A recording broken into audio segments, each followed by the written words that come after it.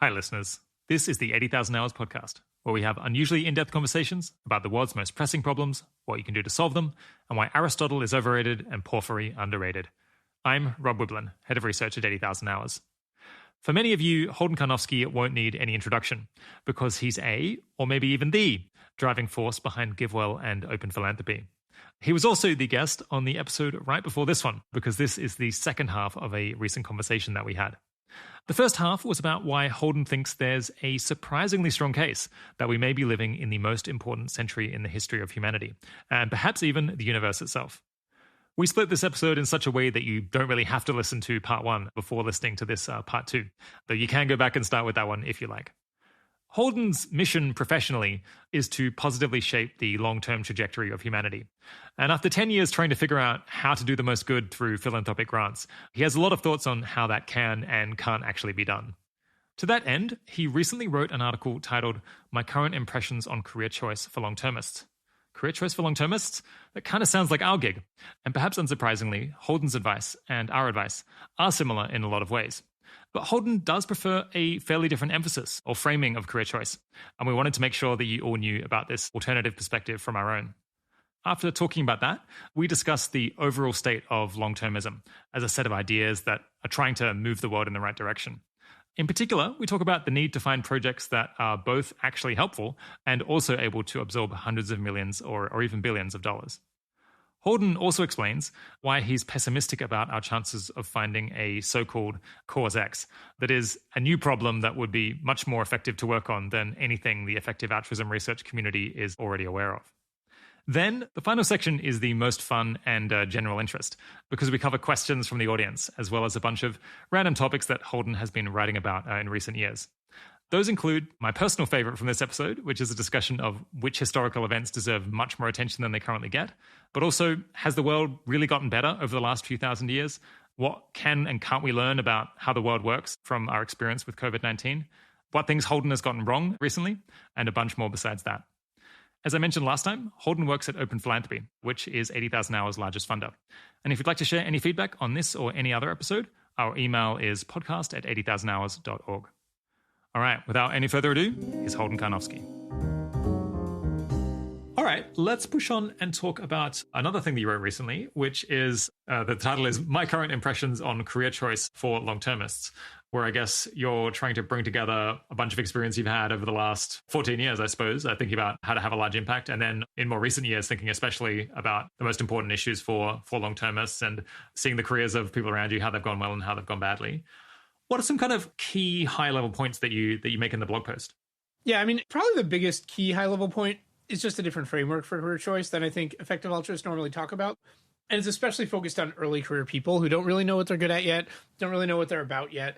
And it's kind of, trying to address this question. Well, I'm a long-termist. Let's just simplify and say, I want to help with the most important century. I believe the hypothesis. I want to help. I'm really early in my career. What do I do? And I think the normal answer is kind of like, you should find a way to get a job that is going to set you up to be in this place in 20 years, or, in this kind of job in 20 years, or you should get a job that is working on this cause, or, the cause of AI. And if you can't do that, then the cause of biorisk. And if you can't do that, then the cause of EA community building or whatever. It's not necessarily in that order, but, and I have a bit of an issue with that kind of advice. I think it's good advice. I think different lenses are good. So, with career choice, I think you want to just consider several frameworks. I'm not trying to say one is the only one should use. But I think a problem with that kind of advice is it's like, it often is hard to process and hard to take actions based on, and hard to get reliable signal about whether you're making the right choices. So a lot of times it's like, well, I would love to work at an EA organization making plans about the most important century, but there aren't any jobs like that I was offered. Now what? And it's just like, now you have to start making guesses that if I go into this job, it'll lead there. That stuff is very hard to predict. It's very hard to predict what kind of job you're going to end up in, or what kind of thing is going to work out, what kind of cause people will switch causes during their career all the time. And so I just think it's a thing that you can do at that early career stage that is more predictive is you can ask, what aptitude can I build and become really good at? And that aptitude is going to stick with me throughout my career, no matter what cause I go into. And it's going to be something that I'm building every year, even if I switch causes, even if I switch worldviews, even if things go differently than I thought, even if this job doesn't work out, I'm building this aptitude. What are a few of the specific aptitudes that you kind of describe as an alternative way of framing what you're trying to achieve early career? Yeah, so there's a cluster of aptitudes called organization, running, building, and boosting. And that includes things like doing management of people and helping organizations, kind of set their goals, hit their targets. It can include operations jobs. It can include business operations jobs. It can include sort of, if you stretch it a little bit, like communications jobs, a lot of things. And it's like, if you come into an organization and your thing is you're kind of a project manager who keeps people on track and you're a good personnel manager, that's an aptitude you're building, and that aptitude is going to stay with you. If you're doing that at a tech company, but you're really good at it and you get better at it, and then you go later to an AI lab, you're still going to be good at it. And that's going to be one of the skills that you bring to the AI lab. And that's a case where you were able to build something useful without having immediately a job in the cause you wanted to be working in that then did transfer. So that's an example of an aptitude. I talk about various research aptitudes where you try to, digest hard problems. I talk about a communications aptitude where you try to communicate important ideas to big audiences. I go into a bunch of different things. Yeah. So I guess 80,000 Hours over the years has talked quite a lot about career capital, which we define very broadly as anything that puts you in a better position to get a job that has impact in the future. But it obviously includes things like skills, things like the people the credibility you have, even just like having money in the bank so that you can potentially change job without having to stress too much. Is this kind of a similar concept to building career capital early career, or does it maybe have a different emphasis? Well, I mean, if you build an aptitude, then you're building career capital. An aptitude is a kind of career capital. I think the thing that I'm emphasizing in the post is that when you're at this early stage in your career and you're looking for a helpful question to ask, you're looking for do I want to do A, B, or C? And when A, B, and C are different causes, I think that doesn't always have very clear or reliable implications for like what that means for what kind of job you're working in and how you know if you're on track. Whereas if A, B, and C are like being a project manager, being a researcher, being a kind of communicator, then it's like, well, if I want to do this, then I should take this kind of job. I can almost certainly find some kind of job like that.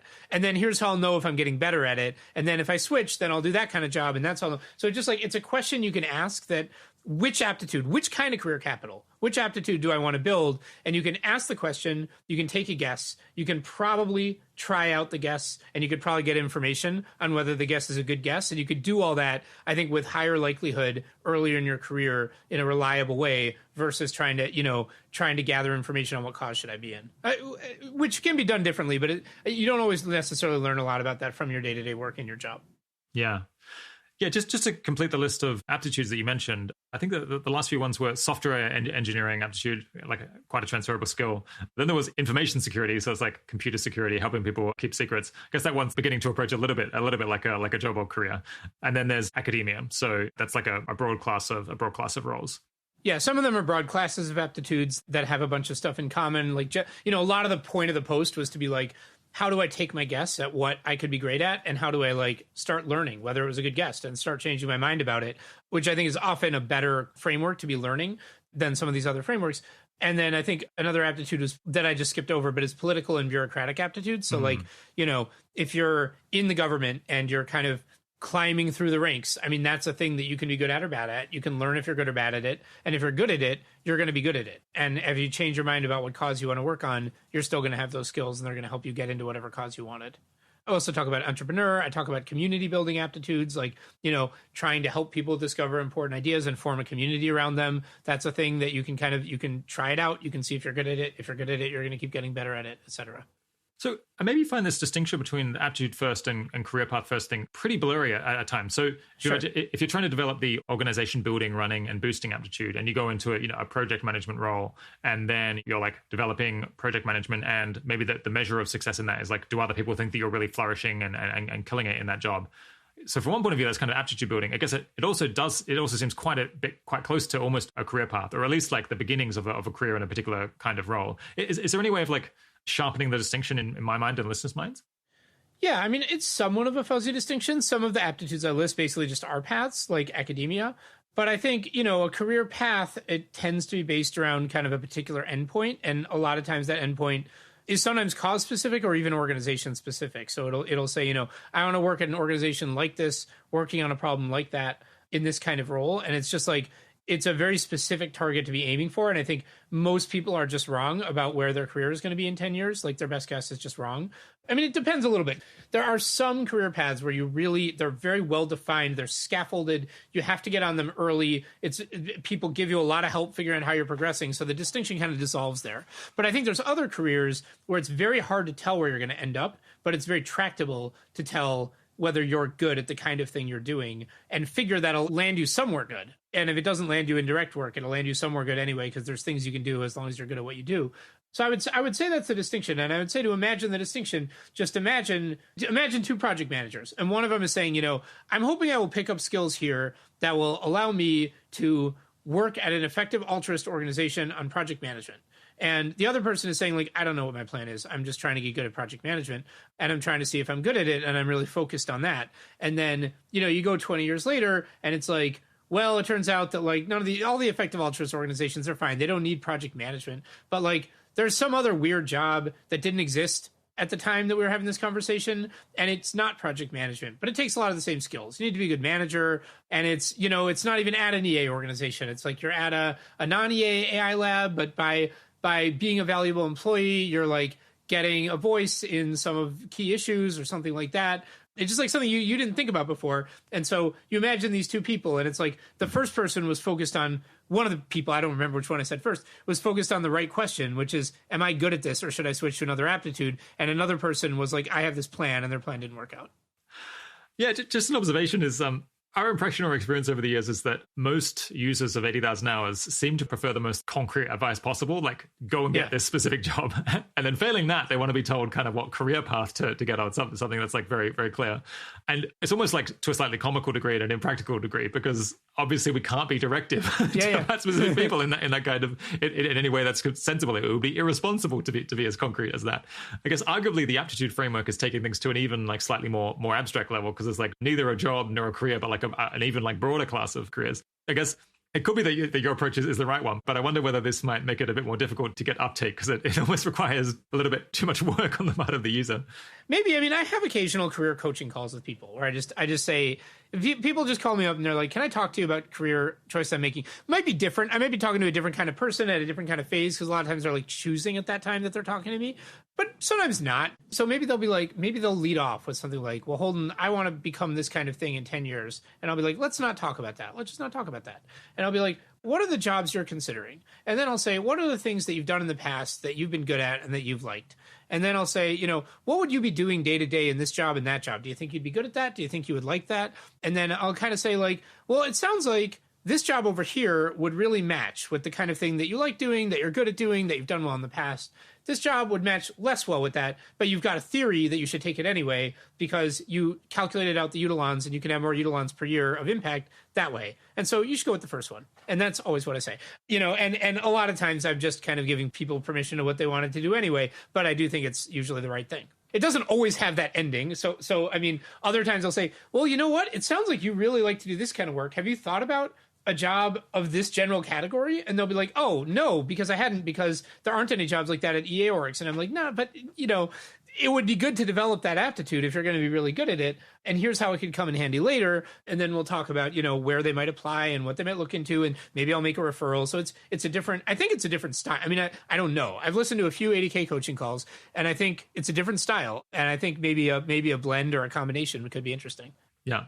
So you kind of start out focusing primarily on trying to figure out what is the person's greatest strength or their aptitude or the area in which they kind or of just kick a ass. hypothesis. Yeah. It's actually very hard to know. I mean, part of my thinking is like a lot of the good careers I've seen, they have all these chaotic changes of direction, and it's like people just don't end up where they thought they would end up, and it's all very unpredictable. And so, I'm trying to help people gather real information that makes them make these changes more quickly and more effectively, rather than build things around a plan of where they're going to end up, or even talk about impact per year, because your impact per year early on is just a rounding error usually compared to the impact after you're really good at something. Yeah. So I guess, you're trying to suss out the kinds of skills that someone might kick ass at now or might become extremely good at in the future. And then I guess you can almost broaden your view to think, well, what's all of the kinds of things that can make use of this aptitude, which I guess people often do have a excessively narrow focus. That's one thing I've noticed almost always when I'm talking to people about their career, is that they've usually like narrowed in and become like very invested in potentially too few options early on. Yeah, I think that's somewhat true. Yeah, I think that's right. A thing that has bugged me is people who are like a year out of college and they're just like, where am I going to do the most good this year? And I'm just like, that's a weird framework. Like, it's like there's way more variation in how much good you're going to do 10 years after you've built up a lot of career capital. Yeah, it is. It's very interesting, that phenomenon, because I feel we've been pushing against that pretty hard from the very beginning, like with this idea of career capital. But I mean, maybe a bit of something that's going on there is a bit of like hybrid motivations where people both want to like have impact because of its intrinsic value, but also because they want to actually have a job in which they feel fulfilled and feel like they're having impact. That's also important to them.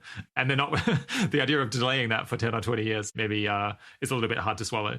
Yeah, certainly. It could definitely be hard to do a job where you feel like everything you do is not having a positive impact at all. But I think, I don't know, to me, the most healthy attitude early in the career at a job is like, I'm learning. That's like the most healthy attitude. And I don't think that's the most healthy attitude every year in your career. But that was certainly, I mean, I don't know. I certainly did this. I mean, it was a little weirder because there was kind of no effective altruism when I was starting my career. But I was just like, oh, this company, like they make predictions about macroeconomic events. Like that sounds I would love to be able to do that.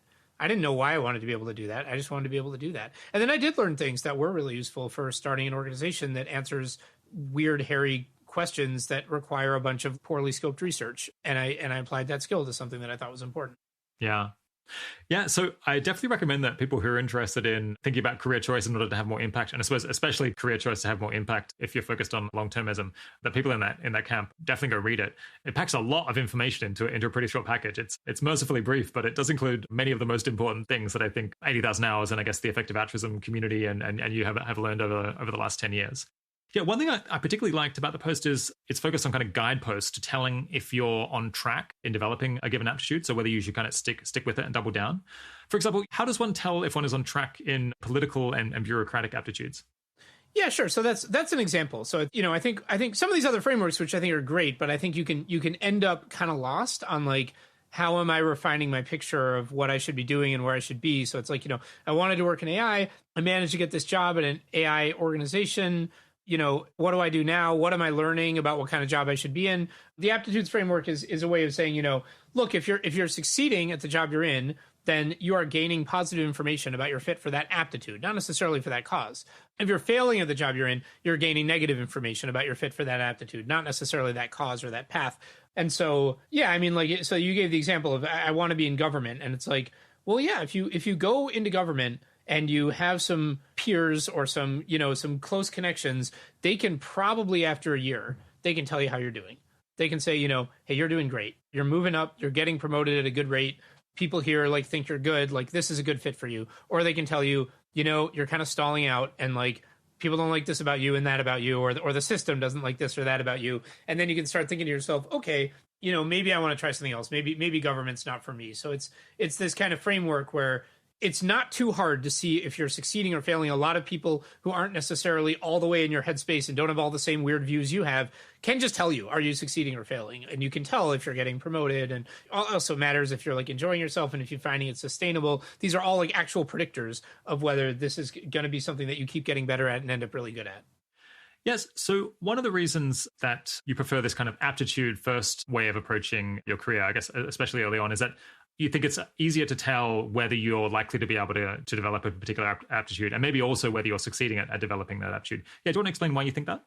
Yeah, I mean, I'm not really sure why I think that, to be honest. I mean, I think it's just like a thing that I notice is when I imagine myself as an early career person using a very cause or path-based framework, I notice myself like having a tough time learning year to year about what I should be doing differently and like knowing where I should go next and what I should do next, and feeling like a lot of the stuff that I think I'm learning is actually very brittle. So like on a path-based thing, you might be like, doing well at year one of your 20-year plan to get to a certain job, but it just doesn't really give you very reliable information about how year 15 is going to go. And when I think about the aptitude stuff, I just think, okay, like if you're a project manager and you're getting promoted and a lot of raises and people think you're great, you're getting a lot of positive feedback, then like probably you're going to keep becoming a better project manager. That's not like a wild prediction that could break in some brittle way for no reason. That's like probably true. You're gaining real evidence about it. So I'm not totally sure why I think that. I just think that. And I think in many ways, it's just not that hard to tell if you're a fit for the aptitude. And so it's a kind of learning that I'm trying to get people to pay attention to and do that learning as they're also learning about what kind of cause they think is most important, which is something you can also do. But I think is more maybe something you're learning in your spare time. Yeah. So I suppose there's different kind of lenses that you could take when you're trying to plan your career. And I think in our process, we would kind of recommend that you spend a little bit of time thinking through all of these different lenses so that you don't miss something important. But you're kind of suggesting taking this aptitude-first approach. Other lenses you might put on is like, well, which problem do I want to work on? Like maybe that's something that I should try to decide early on. Another one might be, what kind of career path do I want to be on? Like what sorts of specific jobs should I be going for? Yeah. Are there any other reasons why you prefer the aptitude-first approach? The only thing I would add is that another thing I was trying to do with this post is also a very important part of it is the aptitude agnostic part of the post. So I also talk about how, and especially in long-termism, it's just we've got these weird problems we're working on. No one's really sure what to do. There's a small number of jobs that are really directly on the most important thing. And not everyone is going to end up in a job that is directly working on the problem they care about most. And that's okay. And I think there's like a lot of opportunities for people to do a lot of good in whatever job they're in and using whatever aptitude they have. And so that was another thing that I tried to put in this post to say that, one way to think of your career is instead of saying my goal is to work in the most important AI job, and if I fail, I failed, to say my goal is to build this aptitude. And if I do, there's a high probabilistic chance that aptitude will be useful for the problems I care about. And if it's not, then here's what I'm going to do instead. Because as long as I've gotten good at something, there's actually a lot of ways that you can help with whatever problem you care about most. And, I think I focus on long-termism. And so that was another important part. And I think those are the two biggest things I'm going for, is just trying to turn people onto this framework of making hypotheses and learning about them that I think can be very informative and helpful in choosing your career. And then also trying to lay out this kind of backstop of, you don't need to be do or die for getting the job you want. If you get really good at something, you're going to do some good. Yeah. A sort of assumption in the aptitude-first approach is that if you develop some really strong expertise, then you're likely to be able to switch the problem or industry that you're working on or a part of in the future. And I guess in my mind, deep experience with problems like artificial intelligence or biosecurity or international relations and so on, like having worked in that and knowing the people and being familiar with the information that people in that organization or industry are familiar with are kind of important filters to entry. And so to some extent, they are aptitudes of their own, or at least it's not so easy to just always carry over aptitudes between very different problem areas. Yeah. Is that something you agree with, or maybe am I misunderstanding the advice? I think it's only true for some aptitudes. So I think if you've got you're on a very, your job is like policy advisor, then you're going to have to be building up expertise in what area you're advising in, probably. Although I would think super early in your career, it's actually just totally fine to see if you're doing well on a policy advisor track on some random thing, and then later start building it up. But you'll need to build it up for a while, for sure. So you'll need to, if you're a policy advisor on AI, then at some point you will need to build up AI expertise. There's other jobs which is way less true. It's just I do think this example of being in government, I think there are a lot of roles where you don't need to have been in this area your whole career. You can kind of, you can kind of move around if you've been in the very general area. So it's if you've been working on science and technology, it's you don't necessarily have to have been working on AI. I also think there are a lot of areas where you can just get up to speed really damn quickly. AI actually kind of seems to be one of them. A lot of the best AI scientists I know, they were biologists or physicists, and they caught up frighteningly quickly to become great AI scientists. So, and they were probably just building a bunch of scientific habits of mind, some of which actively may be diversifying and complementary to the normal ML field and might actually make them better. So I think it varies. I think there's jobs where you need to be building up expertise pretty early. There's jobs where you need to build up expertise at some point, but you can do it pretty quickly. And then there's jobs where you just don't need to build up expertise because you're a manager, and you're good at that, and you don't need to be an expert in something else. I think it just varies. And I tried to organize it that way. So I think I just fully own some aptitudes are also paths. They're the same thing because the path is well defined. So if you want to be a professor of economics, there's nothing fancy here. Go get an economics PhD. It's all the same steps. It's my framework has nothing to add. And I just own that. Some aptitudes are just paths. Some aptitudes are skills you can build that open up a lot of different possibilities. Yeah. So Having listened to the section on the world's most important century, I could imagine some listeners might think, Holden sure seems to think that there's some very specific technologies or very specific issues that could determine, how this century and how the whole future goes. That is a slightly strange juxtaposition with the idea that you shouldn't worry too much early on in your career about what are you building expertise or what specific problem are you learning about and building career capital in? How do you reconcile those? Well, I mean, I would definitely say that if, again, it's only one framework, and I would definitely say that if you have two job offers and they're both exciting, and one of them's an AI and one of them's not, and you agree with me about the most important century, take the AI one, no problem, and they don't have to be equally exciting. I just said they're both exciting, right? So I'm not saying this is a totally dominant factor or something, but I would also say if you don't have. Or if your only opportunity to work in AI is some job that isn't very exciting to you and isn't going to really build anything and that you're not really into and you're not going to be working with great people and not going to be leveling up, and then you have some other job where you could really learn a lot, grow a lot, build a great network, build career capital, yeah, I would say take the second one. I absolutely would. And a lot of the people I know now who I'm most excited about the work they're doing in AI did not start in AI and should not have started in AI. So, that would certainly include me. I've spent a lot of my career trying to figure out how to build an organization to answer a hairy research question. And that has been really useful for this most important century hypothesis stuff. And I think if I'd been age 23 working AI, I wouldn't even been in deep learning. So that would have sucked. And, I would have been working on these AI frameworks that are just not even that useful. And it really would have been bad. So my wife, Daniela, she worked in tech and she built up all these, personnel management skills. And now she works in AI. And it's yeah, again, I think if she had been on AI from the beginning, I just don't think that would have gone nearly as well. Actually, I think there weren't really fusions of tech companies and AI companies the way there are today. And I think tech companies are a much better place to pick up the skills that is now needed in that kind of role. Yeah, so in prepping for this interview, I went back, I didn't just read this blog post, I went back and looked at some stuff that you'd said and written over the years about career choice. And I suppose the common thread that people have probably kind of picked up on already is the idea that you should kind of just flourish in whatever, or just trying to kick ass in kind of whatever early on. That's right. And that's a strategy in itself. And I think the tone in favor of that was even sharper, I think, 5 or 10 years ago. What have you observed that makes you believe that that's a good approach? Is it primarily based on kind of empirical experience or something else? I mean, it's pretty hard to really have justified empirical beliefs about career choice. It's, career choice, it's not even a well-posed question, because we're what should people do with their career? It's all right, well, who? And then if I start talking to an individual, well, they have so much information that I don't about themselves, about their networks, about their feelings, which I think, Matt, I think a job is so all-consuming that your feelings about it are going to be a major factor, and how it feels to work there every day. Not saying it's the only thing that matters. I'm not saying do what you love. I'm just saying it's really important, and I don't have the information about it that I could have if I'm talking to you. So there's really no version of the career choice question that is the same kind of question as what are AI timelines. There's no version of that question that we can really pinpoint our disagreements down to Bayesian probabilities and just hash it out. It's just we're either talking in generalizations or we're talking to specific people where they've got 80% of the information. We're trying to do some value added. More like they have 99% of the information. We're trying to do some value added. So, I mean, I don't know what my views are based on. I look around myself at people who I think are doing great things and I ask how they got there. And that's most of it. So, but I absolutely think that when you kick ass, the job market is really unfair, and especially the market for high impact, effective altruist jobs is really unfair. And the people who are incredible at something are so much more in demand than the people who are merely great at it. And the people who are great are so much more in demand than the people who are good. And the people who are good are so much more in demand than the people who are okay.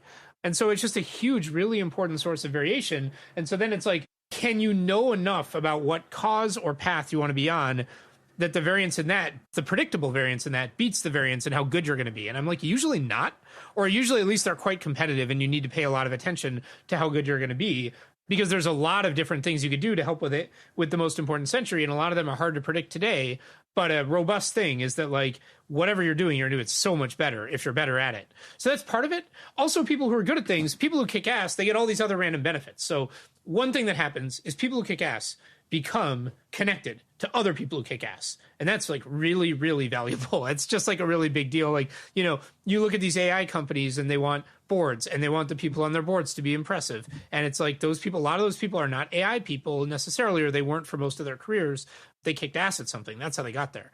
And, a lot of my aptitude agnostic stuff is about this too, where I'm like, let's say that you missed and you picked a skill that turned out it's never going to get you a direct work EA job, but you kicked a bunch of ass and you know a bunch of other people who kick ass. So now you have this opportunity to affect people and get them to do a lot of good.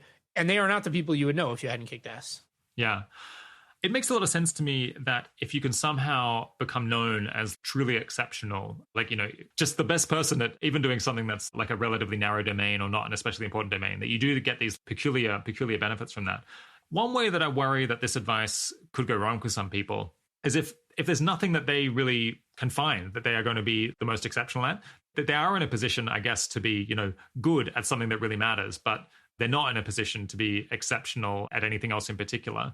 But they could then think, well, I should just double down on the thing that I happen to be best at. And then they'll get the worst of both worlds, where they've neither focused on something that's self-important, nor do they get these, increasing returns to being ever better in a positional sense. Yeah, do you worry about that? A little bit. I mean, I think what I'm saying scales down okay. So, I don't know that well. I haven't built a model or anything, but I'm kind of being amazing is better than being great is better than being good is better than being okay. I think all the things I'm saying just scale down okay as you talk about the different layers of that. So, I think if you're good instead of okay at what you do, you're going to know other people who are good instead of okay at what they do. And I think that gives you opportunities to kind of, just be a person that they trust. And that matters more than if everyone is kind of okay at what they do. It gives you just again, it affects what circles you're moving in, what random opportunities you have to meet people who are doing stuff that is cool. The biggest thing is it's the same argument about, it's hard to know what kind of job is going to be relevant when it's most important and when you're at the peak of your career. But whatever it is, being good at it will be a lot better than being okay at it. You'll have a lot more impact at it that way, in my opinion. So that's a lot of it.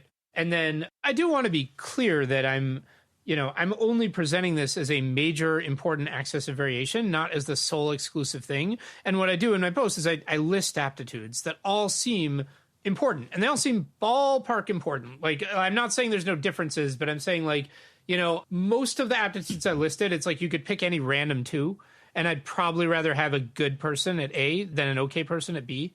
In terms of how much impact I'd bet on them to have. And it's those specific aptitudes. It's those ones. So I'm not saying whatever it is you can be good at, just go do that, because I think there are plenty of aptitudes that are way less likely to lead anywhere good.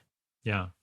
Yeah. Do you have any specific stories of people who've taken this just flourish in whatever early on approach and it's worked out well for them that you could share? I kind of feel like this is everyone I know, although it dissolves, some of the distinctions dissolve. So the obvious people I look at is, myself, I describe myself a little bit. I've definitely taken that approach my whole life. My wife, Daniela, was kind of the classic case of a long time in the tech world, a long time actually trying different things and figuring out what she liked, which I think was also really valuable. And then realizing that she could be kind of a high paced organization scaling manager in the tech world and now does that in AI. A lot of the kind of EAs now who are on boards or in government. So it's some of that. And then it's okay, there's open philanthropy employees. And it's how do you want to classify that? Because okay, they took what they thought was a high impact job. And so you could say, well, that was the path approach, not the aptitude approach. But actually, whenever I'm talking to someone about whether to take the job at open philanthropy, I always try to switch them into the aptitudes thing. So I'm always they're always well, I can have impact at open phil, but you guys have a lot of good people. Or I could go here and they would have someone really bad instead. And I've done the math and blah, blah. And I'm just look, I'm just going to I ask you to change the whole frame here. I think open phil looks quite good on impact. I'm going to ask you to ignore that. And I'm just going to say, go somewhere where you're going to be surrounded by great people working on stuff that you have energy for and, are learning a lot about and you're moving, you're kind of leveling up and becoming a more impressive human being. Just make the decision on that criteria. And in some ways, I just put open phil at a disadvantage because we're such an impact focused organization that maybe you'll be oh, there's a random tech company that's better. And I'm just giving them that. I'm just saying, go take the tech company job if that's how it is. So it just dissolves. It's just so I kind of want to say I don't know, all the good cases I know kind of feel not literally all, but a lot of them feel they, followed the aptitudes, but in a lot of cases, the distinctions dissolve.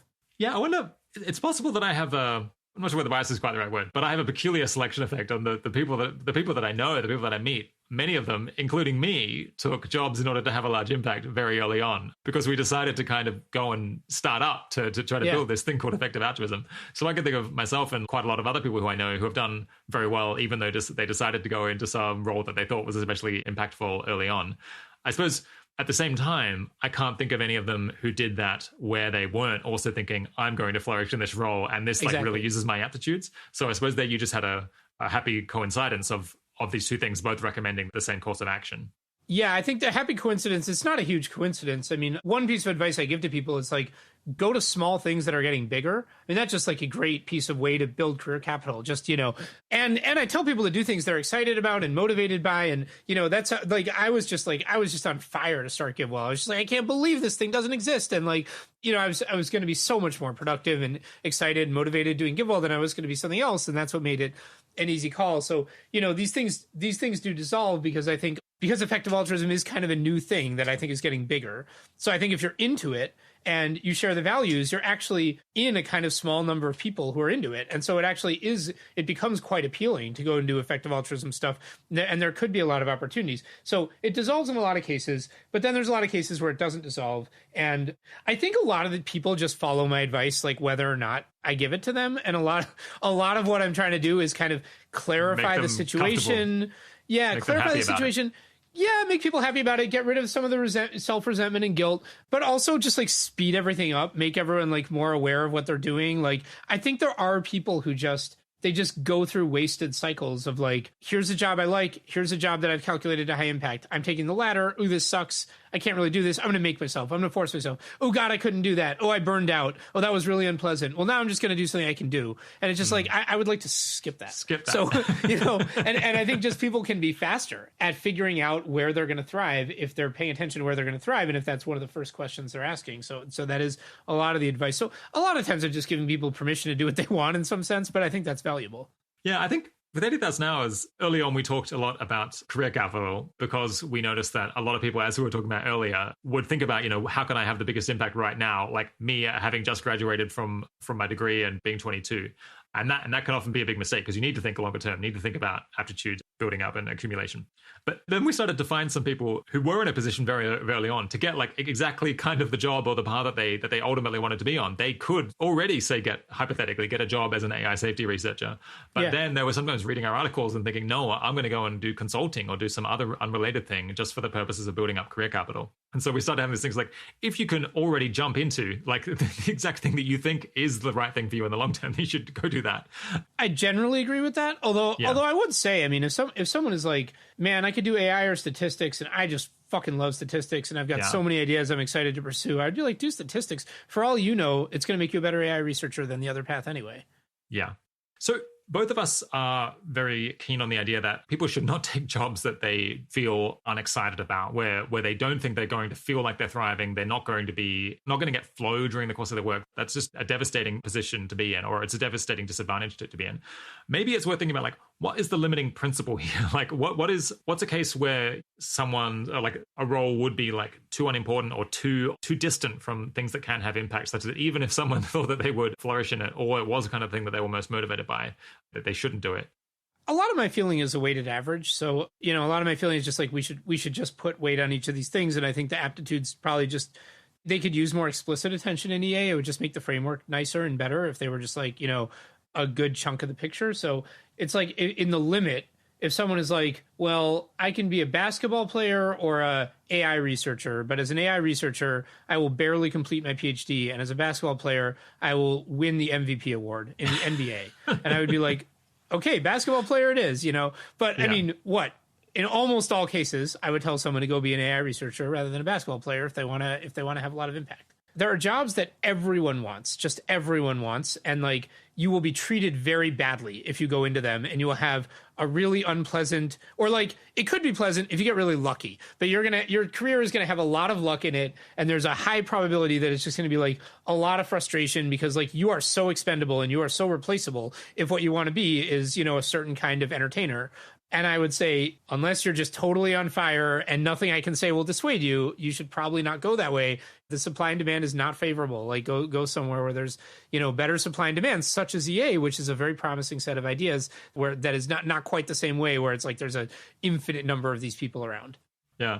There is this funny circumstance that if you can combine an understanding of an interest in long-termism with artistic ability, then I think there actually are quite a lot of maybe. Quite a lot of okay, roles so then maybe you should. But then you're going to be like a weird artist who's like supported by EA funders, and it's like you don't have to play by the normal rules. But if you find yourself spending 5 years bringing someone coffee in the hopes that you might luckily get a shot at an audition for something, it's just like you've picked a job where the supply and demand is not in your favor, and yeah.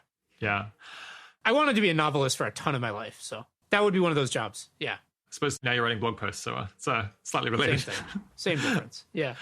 What is your vision for like the kind of amount of time that someone would spend developing an aptitude before they change their mentality towards now I want to use this aptitude to have an impact? Or I mean, potentially, I guess it could go all through their career and then they just find that there's something that suits their aptitude that they're already in and a way to have impact there. But yeah, I generally say to people like, do you feel like you're still learning? Do you feel like you're still growing? And do you feel like you want to be in this for the long haul, this aptitude? And so I think at the point where someone says, I'm very good at what I do, and this is the kind of thing that I am going to keep doing. I'm happy to keep doing. I don't mind it. And I'm not like dramatically growing anymore, or I'm not dramatically growing where I am. Then I'm basically like switching my framework with them. And I probably sound a lot more like you guys. Then I'm just like, you should work on AI. Like, let's find a way for you to work on AI. And if I can't find a way for them to work on AI, then I say, well, here's the aptitude agnostic vision, and I've got you in my Rolodex.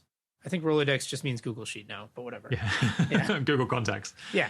We were saying earlier that people can find it hard to go into these roles where they're just building their aptitude, but they don't feel like they're having any impact because it's just demoralizing to feel like your work isn't already meaningful. I suppose, how much weight should we put on that? That could badly affect people's mental health, or perhaps just being disconnected from any way of actually doing good could cause them to potentially lose interest in doing good and just become interested in making money or developing professional skills and so on.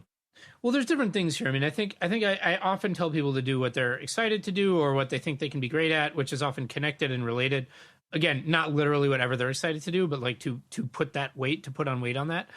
So I often tell people to do that. And a lot of people, including me, just like the calculated impact is going to have a big effect on that. And if it does, then it does. So, what I'm not saying is ignore impact. Like for me, like I have trouble getting out of bed for a job if there's some other job that I think could have more impact. It's going to be very hard to stop me from wanting to switch. And so that's fine. I should consider that. It's when someone is, more excited about A and they want to go to B because it intellectually has more impact. That's where I'm more resistant. And then, so anyway, so people who are having trouble getting excited about work because they just don't feel like it's high impact. I mean, yeah, I would say they should be looking for a job where they are more excited to come into work. And I think that's just all there is to do about that. In the blog post, you mentioned a couple of ways that people can be helpful to long-termism outside of careers as such. Can you mention a couple of those? Because a few I thought were quite cool. I think the basic, I mean, I list a bunch of stuff. I have a bunch of bullet points, but I would say the basic vision is just like, you've got a set of ideas you care about, and you're good at something. You're a role model. People look up to you. People are interested in the ideas you're interested in. They listen to you. They take you seriously. You show up to community events with other people who care about these issues. You make those events better. Now more people come to the events. More people are enjoying the events. More people are kind of getting into the ideas, taking them seriously. You're also helping improve the events. You're saying these events aren't working for me. This community isn't working for me. And I'm this great role model. And I'm this kind of person you should want to make happy. And so you're doing all that stuff. And I think that's a fair amount of impact. I think that just, being a person who is like connected to other successful people at different levels of success, we could replace with any of them. And, and just kind of, living the good life and having an influence on others by your presence. So that's a lot of it. And then I think there's another thing that I think is a large chunk of the impact you can have in any job, which is kind of a weird meta thing, but it's being ready to switch, which I think is actually super valuable and super hard. And so if what you are is you're a person doing a job that's not direct work on long-termism, there's two different versions of you. There's a version of you where you're comfortable, you're happy, and someone comes to you one day and they're like, you know what? you thought that your work was not relevant to long-termism, but it turns out it is, but you have to come work for this weird organization, take a giant pay cut, maybe move, get a lot less of all the stuff you enjoy day to day. Will you please do it? And there's a version of you that says, oh, I can't do that. I'm completely comfortable. And there's a version of you that's like, I'm in, done, I'm ready. I think it's really hard to be the second kind of that person. And I think if you're a successful person in some non-long-termist relevant job, you could be thinking about what it would take for you to be that person. You probably need financial savings. You probably need just like a certain kind of psychological readiness that you probably need to cultivate, deliberately. You probably need to be connected enough to the community of long-termists that you wouldn't completely be at sea if you entered into it one day. And so it's hard. It's a lot of work. It's not easy. And it's super valuable in expectation because you're really good at something and we don't know whether that something is going to be useful. So there's a chance it is. And the usual expected value calculation applies. And so I think if you're managing to pull off both those things, that you're respected by people around you, you're a positive, influence and force and someone who's looked up to, and you're ready to switch at any moment, I'm like, gosh, your expected impact is really good. I'm comparing you now to someone who is like, they've got that job that everyone on the EA forum is always going gaga over and they're barely hanging on to it. And I'm like, yeah, I think the first person has higher expected impact.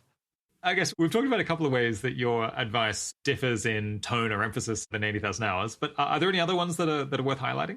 I don't really think so. I mean, I do look at your website occasionally. I would let you know if there's specific stuff I disagree with. I don't think there is specific stuff that I'm like, this is wrong. I think there is, there are vibes and frameworks and like methods of analysis and angles that I think it would benefit the career advice to contain more of them. And I think I've gone through those okay. Yeah, is it? Well, when I read the blog post, I was like, I agree with basically all of this. I was like, it's going to be a little bit hard to find that many disagreements to really bring up.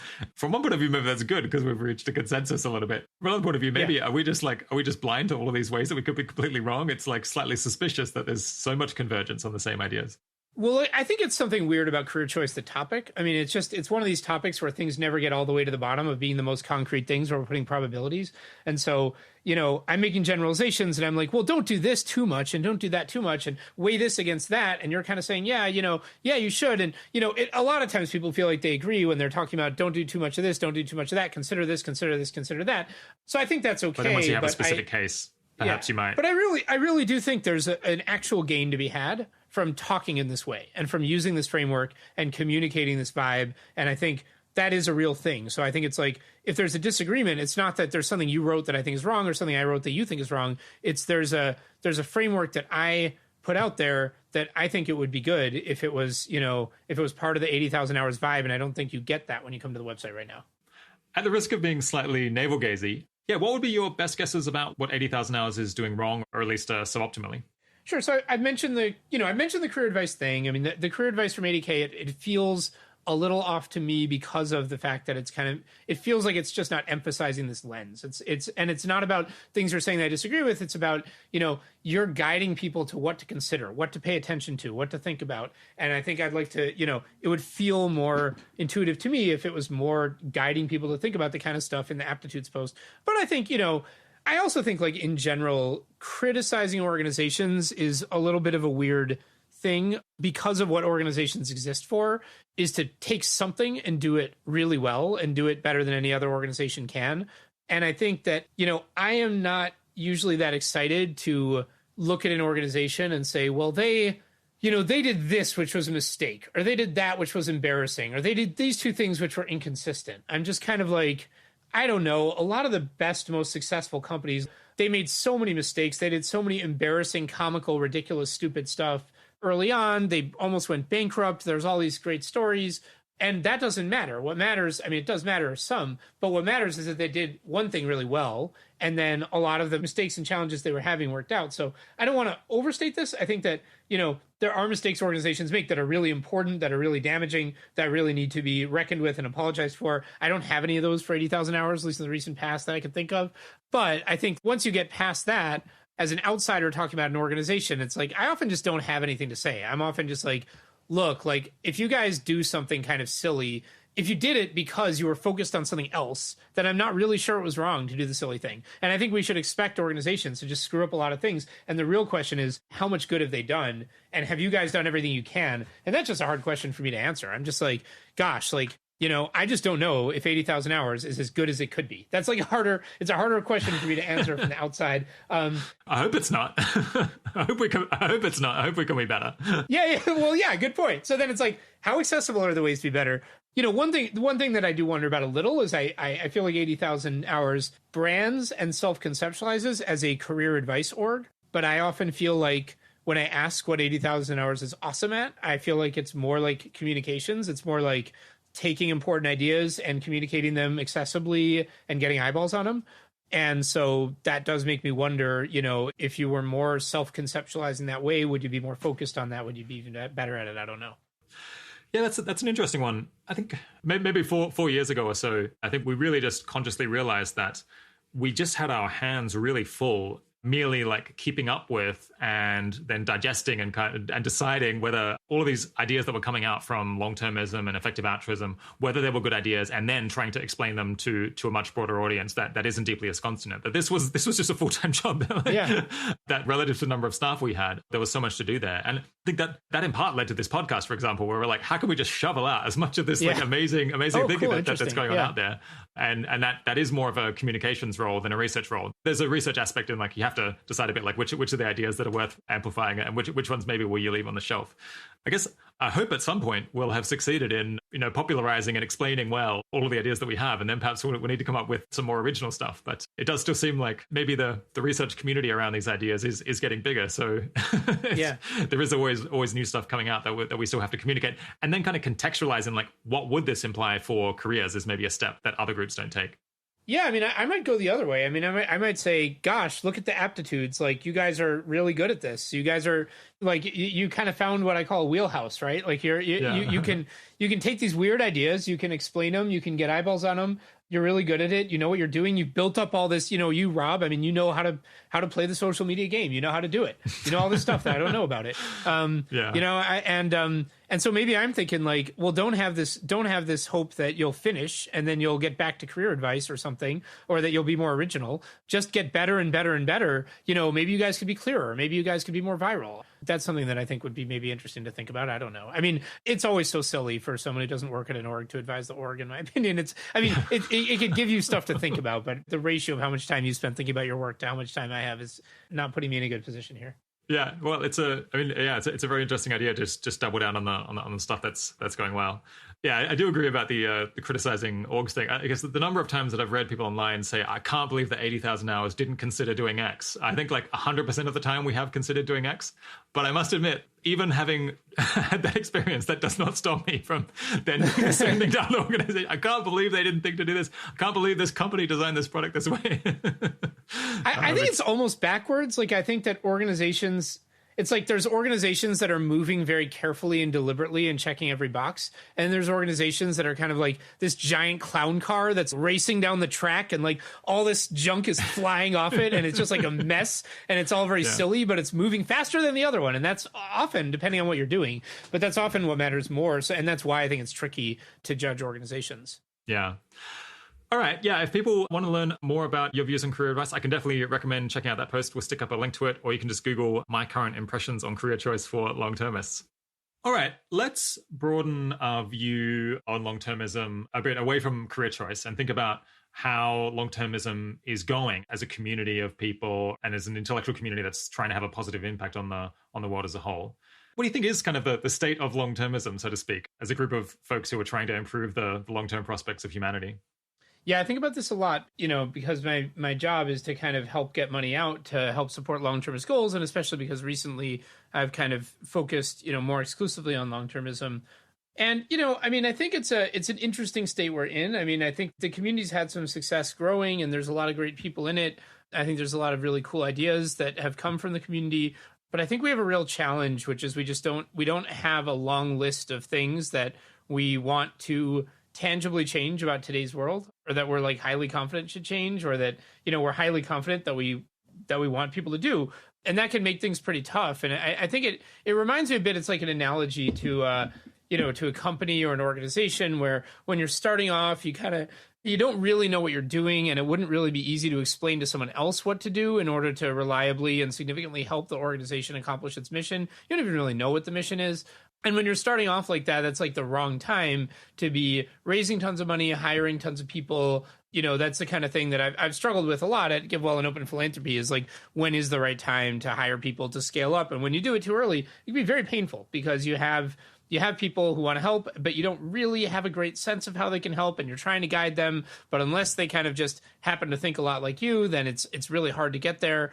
And then, eventually what happens is hopefully you experiment, you think, you try things, and you figure out what you're about. And I guess there's a bit of an analogy to the product market fit idea, although this is a bit different because I'm talking about we're talking about nonprofits, and I'm figuring out what you're trying to do. Yeah. But that's an analogy in my head, and it kind of makes me think that long-termism is a bit of a weird position right now. We're in this kind of early phase. We still lack a lot of clarity about what we are trying to do, and that makes it hard to operate at the scale we could to push out money the way that we hopefully later will, et cetera. So I guess when Open Philanthropy got interested in long-termism, people, including me, were thinking, well, suddenly there's a lot more funding chasing opportunities that haven't really increased year to year, despite the fact that there's a whole lot more money involved. But this is kind of a disequilibrium that we don't expect is going to last that long. More people will get involved, like more projects will start up, and we'll be able to absorb more funding, and eventually we'll have a more reasonable balance between funding and staff, or at least people who are able to lead projects. But it seems like more people have raised more money. Some of the companies that people with long-termist inclinations are running have been very successful. And in fact, it seems like maybe things have become even more unbalanced over the last 5 years in terms of the number of people who would be interested in funding really flourishing long-termist projects relative to the number of them that exist. Yeah, do you share that perception? Yeah, I definitely share that perception. Turns out long-termists seem to be really good at making money. So, yeah, I mean, I think we may be there for a while. I mean, it's so hard to say, though, because, it's not that hard to imagine that if some of this stuff about AI pans out, you can imagine a future world where just a ridiculous percentage of the world economy is going into basically compute. That could be like in the run-up to transformative AI as people are trying to get there. It could be afterward as people are trying to kind of use very powerful AI systems. So, I mean, in a sense, one way I'd put it is like there's a lot of money right now relative to kind of like people who can evaluate where to put the money, and then people who can use the money to do things that are kind of reliably and believed by the funders to be good. And there is that imbalance. And then what happens once you automate a lot of that stuff? Yeah, it's an interesting way of putting it. To what extent do you think it's a bottleneck? Not only that there's maybe not tons of really experienced people trying to launch projects of a long-termist flavor, but also just that there aren't a lot of people who can vet those projects and fully like determine how promising they are in the scheme of things. Yeah, I mean, I think it's a huge imbalance right now. I mean, there's a lot of money, and there's just it's a pretty small community in the scheme of things. So I think we're kind of low on everything. We're low on people who can run great projects that can make a big, robustly good difference for long-termism. We're low on people who can identify those people. Yeah. What does this situation imply for someone who's sympathetic to long-termism and is, say, 18 and just really early in their career and life? Does it suggest anything about how they ought to plan for the longer term? I think like earning to give looks a lot worse than it used to, especially for a long-termist. But I don't think it looks worthless. And I think, one of the nice things about long-termism having more money, I mean, the world where Open Philanthropy was like planning on being more than half of all long-termist money that was like ever going to be was kind of an unhealthy dynamic in many ways. And I spent a lot of time and a lot of stress just trying to think about, how can we behave in that world, and how can we take some of the decision-making power off of us without causing other problems. And it was real tough on me just to like have trouble interacting with people in the community in like any way, shape, or form because of the funding power dynamic, which like obviously is still there. But, I think there's a lot of benefits to having more diversified funding sources, to having people who can search out their own opportunities. And, like I said, things can always change again. But I think earning to give looks a lot worse than it used to. Yeah. I suppose people who want to earn to give, maybe there's a stronger fit in taking the worldview diversification position and doing some of the more global health and well-being work. Even maybe if you weren't super inclined to that, maybe there's some trade where people who have additional funding can direct funding towards that. And then maybe some people who are like on the fence in terms of where they want to go with their career, the people should maybe move over into long-termism a little bit more. That's definitely possible. I'm not totally sure because, I do think anytime you take your money and you just invest it at a pretty good rate, it's like, I think this is a thing that, has been definitely pointed out by others, just that, we have this intuition that if you're not spending money, that you're like falling behind someone who is, but actually you're not. If someone else is working and you're doing nothing, then they're getting ahead. If someone else is spending and you're saving, maybe you're getting ahead, or at least it's not clear. So, I don't know. Like, I think I'm not sure that super long-termists should be donated to global health and well-being, especially because I think the money in that is going to go up a lot too. But it's certainly possible. And personally, I mean, I tend to donate that way, but that's more because I'm so focused on long-termism and professional capacity that I'm just trying to diversify myself a little bit. And, a lot of that is about how I feel about myself as a person, because the stakes of my personal donations are really low in the scheme of things. Yeah. Yeah, I guess we got a sneak peek of this earlier, but this is obviously a key operating issue for Open Phil, that you'd like to find more amazing grants, but you feel like you're finding it harder to scale up the giving as much as you'd like. What's the approach to fixing that? Yeah, I mean, right now we're in the midst of conversations with the Open Philanthropy long-termist team about, like, how do we kind of self-conceive? What's our comparative advantage? Because historically, the obvious thing has been like, well, we help deploy capital, and I think that's still a lot of it. Like, I think actually a lot of how Open Philanthropy is starting to think of ourselves as like, sure, there's a lot of obvious shovel-ready opportunities. There's a lot of well-known long-termist organizations that could use money. And even for them, I think we have some value to add, because we can pay a lot of attention. We can help do the evaluation, set a signal for other funders, and, give feedback as an engaged funder, which I think is a good thing for an organization to have. But that leaves us with plenty of person hours left over. And then, I think a ton of our grant making has actually been active, in the sense that, I don't think we would have been able to do it by just being known as people with money and waiting for people to come to us and ask for money. So some of that is about, going into a space like biosecurity and pandemic preparedness and getting to know people who are not long-termists, who would never know to come to us, but who are doing relevant work on biosafety, on, whatever. Some of it is about just like determining that certain things are really important and would be really great, and kind of spreading the word and looking for someone working on them. And a lot of times we run into someone who did want to do that, but we wouldn't have run into them unless we had pretty specifically said, we're looking to fund X and Y.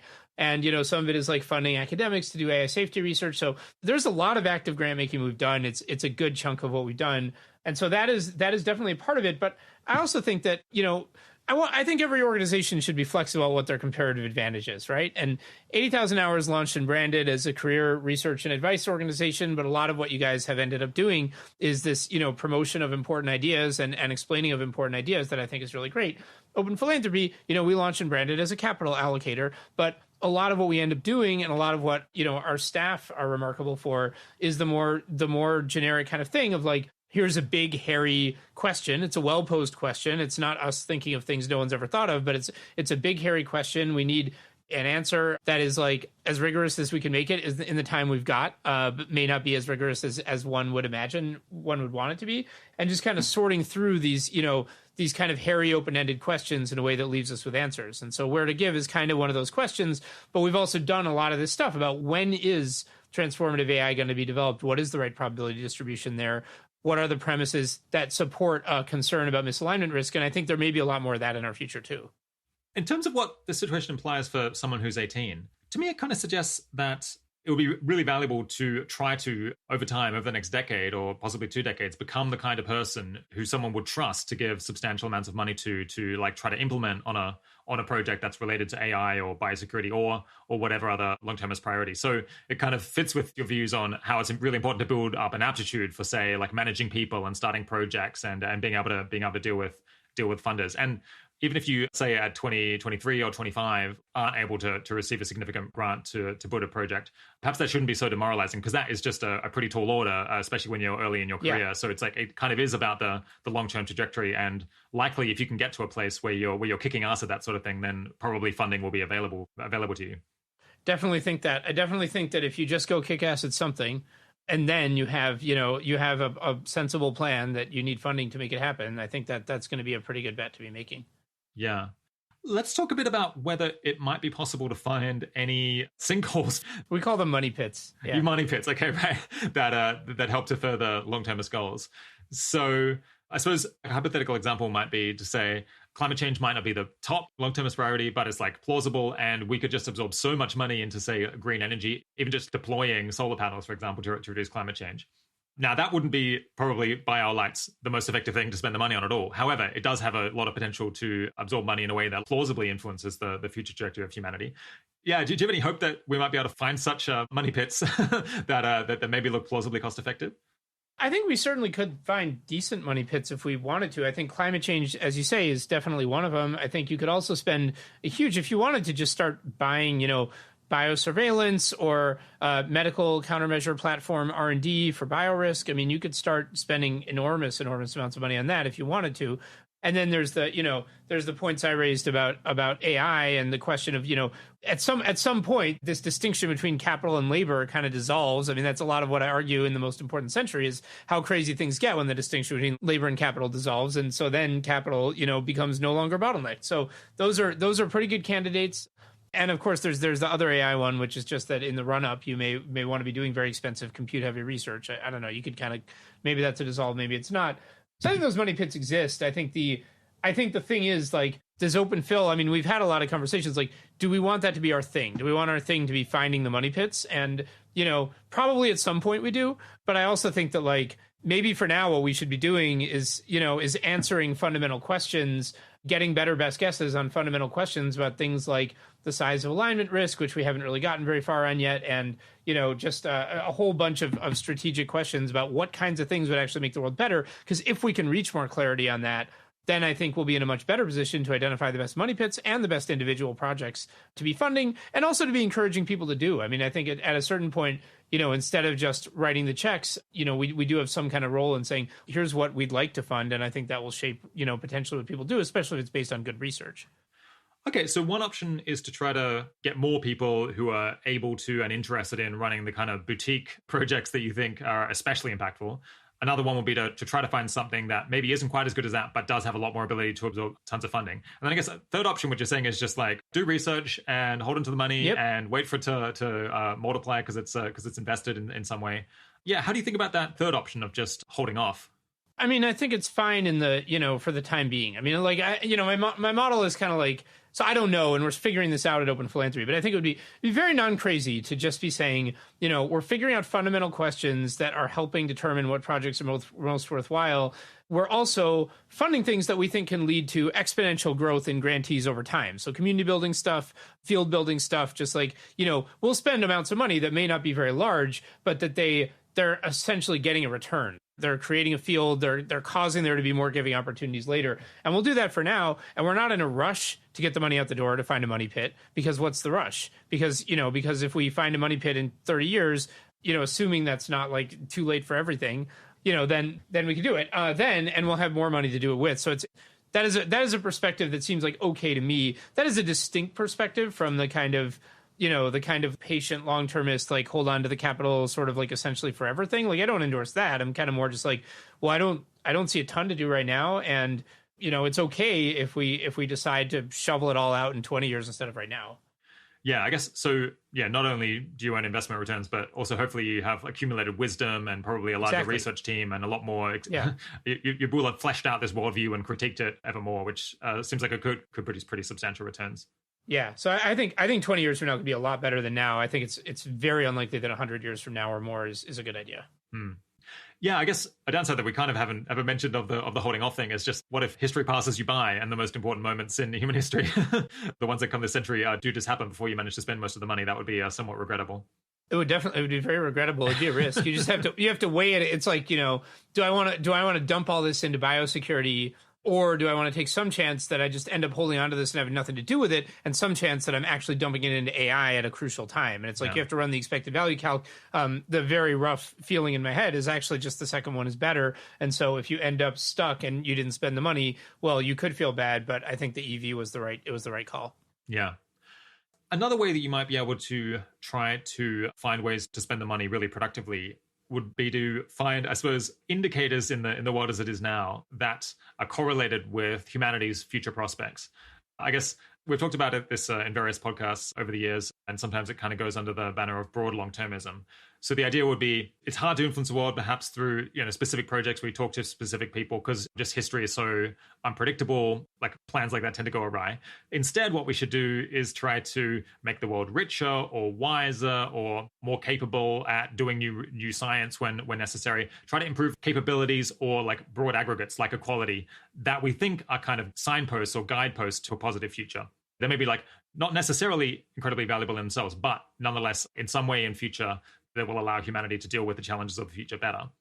What do you think of that kind of overall approach? I think it can be good. I mean, I'm pretty sympathetic to like, I can't remember if Ajaya said this, and I think Alexander did, but just like, it's just super non-obvious that we've come up with anything in that category that's better than the global health and well-being stuff. So, we make the world wiser. What does that mean? Wiser for what? Who's wiser? What are they wiser at? And which of those things are, really scalable general things? And of those things, which of those, how sure are we that that's better than just making people richer or happier or, or have longer, better lifespans? So, I don't think we've gotten there. I mean, I think we imaginably could get there. The framework that I'm most into right now on a personal level is, hey, it could be the most important century. Let's premise everything on that. And so if we're going to improve decision-making, the reason we're improving decision-making is because we want the most important century to go well. So we're interested in decisions made by people making technology policy about technology. It's not just some kind of totally generalized, we want everyone to make better decisions about everything. And I'm most into that framework. And I think some of the best stuff to do for the most important century could be in that category, but it's best if it's reasoned through that lens. What is this going to do for our handling of this transition? Then the framework I'm next most into is the global health and well-being framework, which is like, this is all too weird. We're getting too fancy. This is too much. Let's help people in kind of common sense, recognizable ways. And I do prefer both of those to this kind of, this in-between middle ground that kind of says, we're willing to throw out a lot of common sense and a lot of recognizable good because we have this kind of bold vision for the very long run, but we're ignoring this extremely important thing that just dominates the calculation of the long run because it's too out there or something. And I'm just like, that's a weird, I kind of get it for people who somehow like trust philosophy a lot more than they trust empirics or something, like people who are happy to be contrarian and bold and different and make a bet on a weird philosophical view versus a weird empirical view. But I'm very much the opposite of that. Yeah, I think that's probably like one that I would rank third among the frameworks, although I think it's a perfectly fine thing to do. Yeah, in the previous episode with your colleague Alexander Berger, he threw some pretty serious shade on broad long-termism. Yeah, just to, I guess, briefly recap, his view was something like, people come up with these aggregates like how wise or like how good is our government at making decisions, and he's like, is that a real thing? Like, is that a real metric? How would you measure that? How would you know if you're improving it? And also, people want to say, these metrics that we're changing, these aggregates that we're changing, should be expected to have some particularly important influence on the long run future. But the people who say this never really flesh out that story to like make it incredibly credible and vivid, like why that would especially be the case, or why it would be the case more than just making people richer and healthier in general, and then hoping that improves society in a broad way. So it's like, and at the same time, you pay this big cost of like doing something that's a lot harder to measure and a lot harder to tell whether you're succeeding. Yeah, harder to measure. I think just more risk of just deluding yourself and being in a weird made up headspace and castles in the air, which we have with the most important century too. I just think it's, it's the upside is bigger of getting it right. And so, yeah, I mean, I'm pretty sympathetic to that.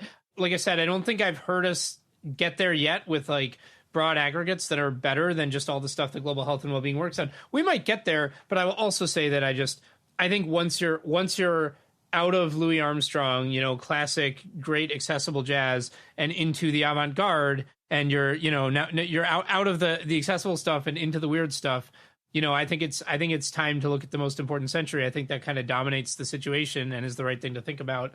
And so, the middle ground to me is not that appealing, but I understand how some headspaces it could be.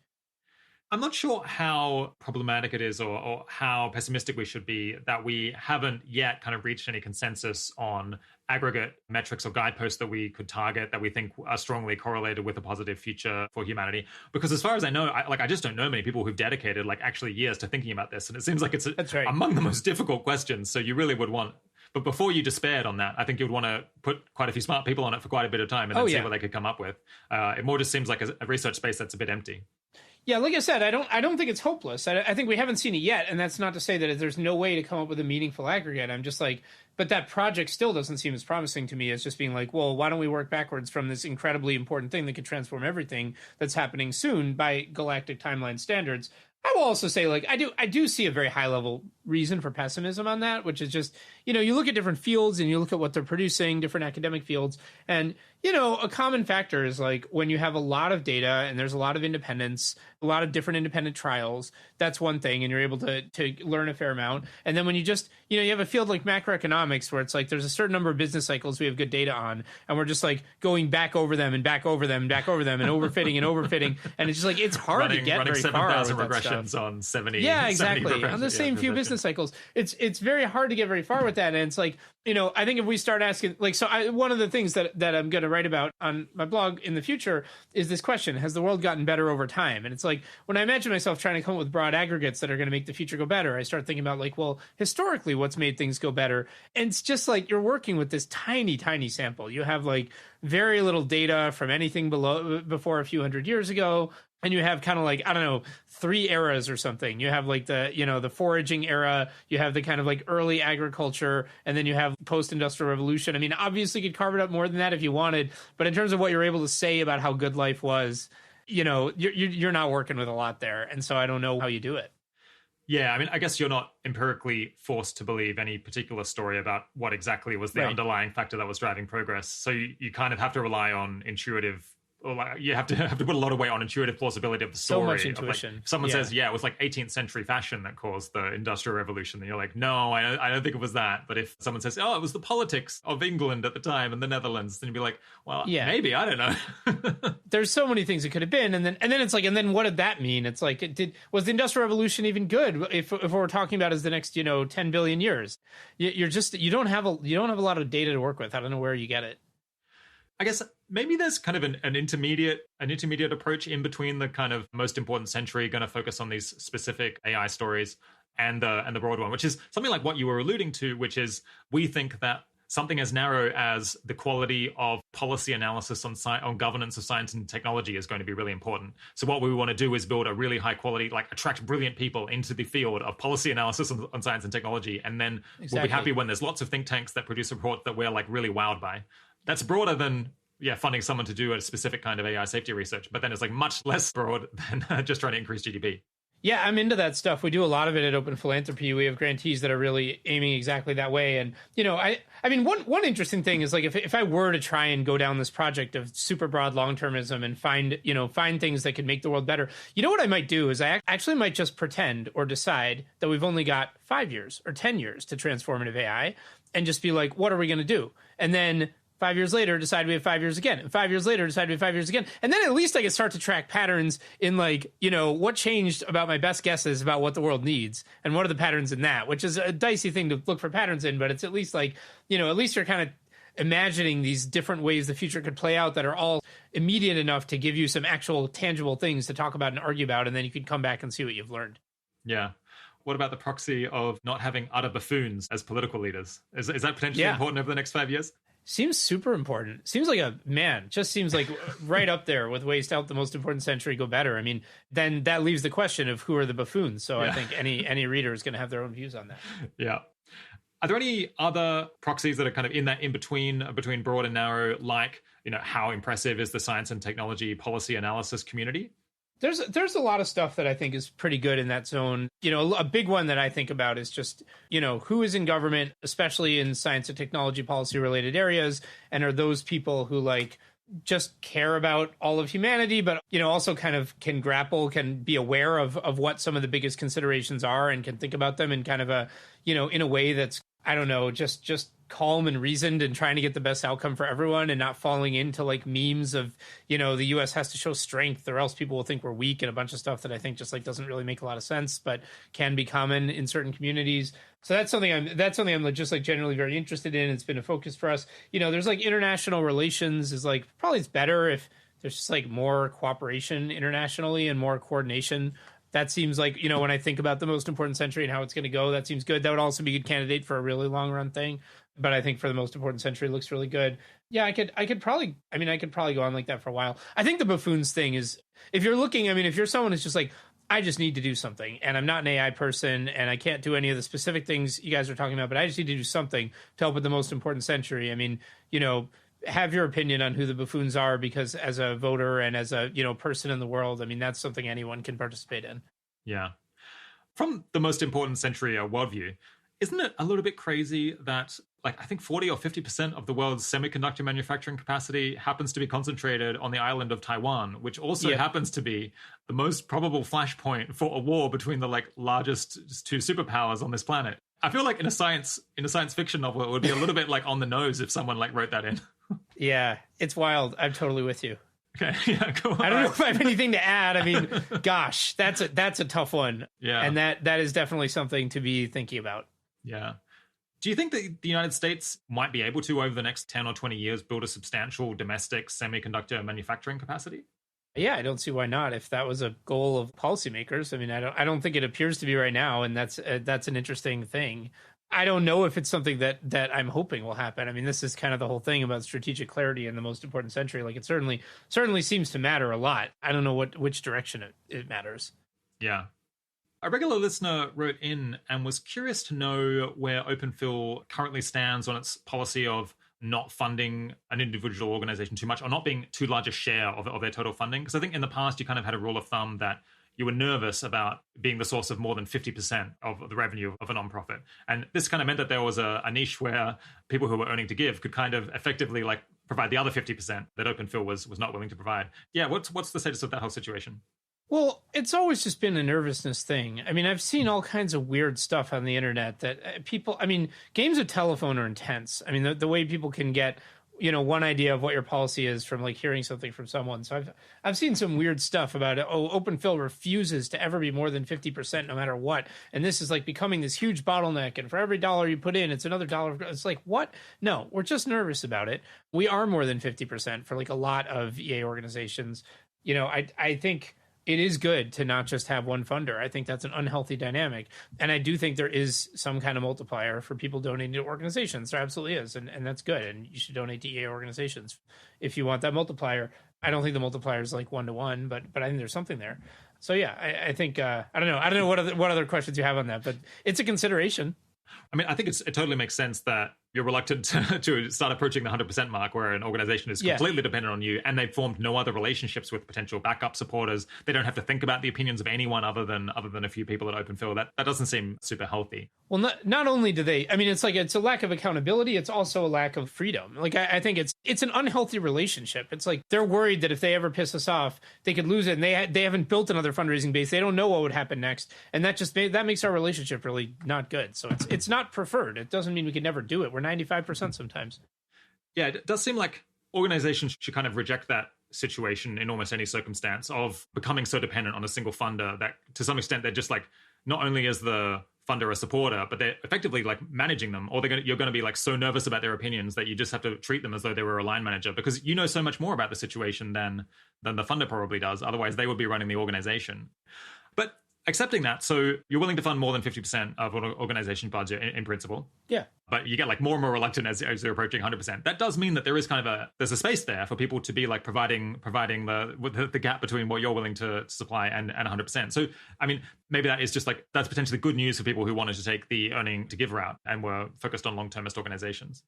Yeah, and I think the reason it's good news is the thing I said before, which is that it is good for there not to just be one dominant funder. So when you're donating to EA organizations, you're helping them have a more diversified funding base. You're helping them not be only accountable to one group. And we want that to happen. And we also, we do these fair share calculations sometimes. So we'll kind of estimate how much long-termist money is out there that would be kind of eligible to support a certain org.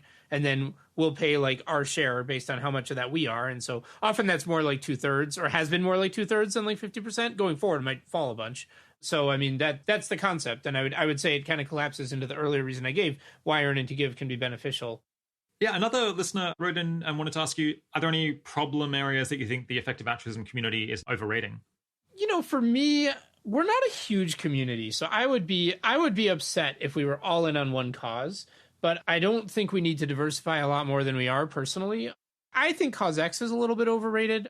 Not that I think it's a horrible idea, not that I think we'll never find Cause X. We should probably explain what Cause X is. Oh, yeah, let's talk about what Cause X. You want to explain it? Yeah, I guess it's so cause X is this term for the idea that there could well be another problem in the world that we haven't identified, or maybe nobody has identified as an important priority. So it could be like some kind of moral catastrophe that, because we haven't yet reached a sufficient level of like moral understanding or maturity, we haven't yet realized is going on, and that working on that could be substantially better than all of the things that we're currently aware of, which are necessarily less neglected than that. Yeah, exactly. Or another way I might put it is the EA community is very focused on a few causes right now, and maybe what we should be focused on is finding another cause we haven't thought of yet that's an even bigger deal than all the causes we're thinking about now. And the argument goes like, well, if no one had thought about this existential risk and AI stuff, then thinking of it would be by far the best thing you could do. And so maybe that's true again now. And so I get that argument, and I certainly think it could be right. And I don't think the right amount of investment in this is zero. I also think we should just look at the situation, and it's like, you're kind of pulling causes out of an urn or something, and you're seeing how good they are, and you're thinking about how much more investment in finding new causes is worth it. And it's like, if the first three causes you pull out are all giving you the opportunity to, let's say, benefit 10% of the current global population if you do things right, then you might think maybe there's a way to do a lot better than this. And then you pull out a cause that's like, well, this century, we're going to figure out what kind of civilization is going to tile the entire galaxy. And it's like, okay, well, I think that drops the value of earned investment down a bit. Where else is that to go? Exactly. Where else are you going to go? And it's also neglected. So you've got importance and neglectedness off the charts. You've got a tractability problem. But that's exactly why, the kind of person who would be good at finding cause X, who finds these crazy things no one thought of, well, there's plenty of crazy things no one thought of that could be relevant to how that particular cause goes. There's so much room to be creative and find unknown unknowns about what kind of considerations could actually matter for how this potential transition to a galaxy-wide civilization plays out, and what kinds of actions could affect it and how they could affect it. There's all kinds of like creative open-ended work to do. So I think it's better to invest in finding unexpected, insights about how to help with this cause that we're all looking at that looks pretty damn big. I'm more excited about that than just looking for another cause. It's not that I have some proof that there's no way another cause is better, but I think that investment is a better place to look. Yeah. All right, let's move on and talk about open philanthropy for a bit. Yeah, first off the bat, what sort of job opportunities are there in the long-termist umbrella of open phil, maybe, at the moment and potentially over the next year? Yeah, so I think 80,000 Hours often does a good job of just getting out what kinds of jobs are on at a given point. The open phil long-termist team is not really prioritizing hiring right now. That doesn't mean we're not doing any of it, but I do feel, like I've said before, we have a kind of lack of strategic clarity. I think we need to be like small, improvisational, and hire pretty carefully and pretty conservatively. I do think that like organizations like, well, I think there's AI labs that you can go potentially do safety work at, Anthropic, OpenAI, DeepMind, and conflict of interest disclosure. My wife is president of Anthropic, my wife Daniela. So there's a program that I think will be up by the time this podcast is up. It's going to be a technology policy fellowship, and it's for people who basically want to work in U.S. policy areas, working on high priority emerging technologies, especially AI and biotechnology. So I think if that sounds like if you want to work on like policy for these kinds of things in the U.S., I would definitely encourage applying to that. And I think we should put a link for that. Yeah. We'll stick up a link to all of these things. And then I'll also add just the global health and well-being team, on the other hand, is definitely hiring. And I think those are just phenomenal jobs doing phenomenally important work that are, looking to deploy a ton of capital into, stuff that helps improve quality of life for people and animals. So I'm sure there'll be a link, and I think Alexander talked about it too, but I really want to plug that because that's the search we're doing. Yeah, so that was the program lead for the South Asia pollution was one. So working on, I guess, particulate pollution in India would be one way of putting it. Then there was someone to work on kind of policy around foreign aid, a lead on grant making in that area. And then I think there were a couple of generalist research roles, and potentially there was a vision that those people would work on problem prioritization and potentially trying to find, other problem areas that the global health and well-being team would want to move into. Yeah, and also do some grant making. One of the generalist roles is like a generalist grant maker role, which I think is pretty cool. Okay, yeah. We'll stick up a link to those if they're still open when this episode comes out. What's a grant that you've been involved with since we last spoke in 2017 that you're especially proud of, or maybe has really exceeded expectations? I'll name a couple of them. One of them is the Center for Security and Emerging Technologies, CSET. So that is a think tank started by Jason Matheny, who's now in government, and they do high quality analysis to inform policymakers on important technologies. that was a group that we were really excited to fund because we think Jason is great. And, we've been really happy with how things have gone. They've done analysis we think is really good on topics like what the U.S. semiconductor export control policy should be. We've found it like just very much more high quality than other analysis on similar topics. They've helped debunk what I think were some kind of paranoid views of the national security community about China. And, they've hired a number of people who I think are very dedicated to helping the long-term future go well, understand, I think, what the stakes are and what some of the major risk factors are better than a lot of other people in the national security community. And that includes some people who have recently gone into government and are now helping with policy related to AI and semiconductors and so on. And the final thing that's really exciting is that, Jason has gone into government, but we believe the new director, Dewey Murdoch, is really good and CSET is going to stay strong. And, there's nothing more exciting for me than kind of seeing something get off the ground, but then be able to have its own momentum and, and become this kind of force on its own. So, we think CSET is going to be giving good data-driven advice on technology policy and serving as a great place for people to learn about these issues and end up in a position to make policy on them better. And it's one of the top places I'd recommend working if you're interested in helping the long-run future go better. So that's CSET. And that was a major grant. That was over $50 million. Yeah. CSET seems like they're really kicking ass. So congrats to those guys. And it's great they've managed to have a handover at the top. That's gone well because that can be really hard. What's another one?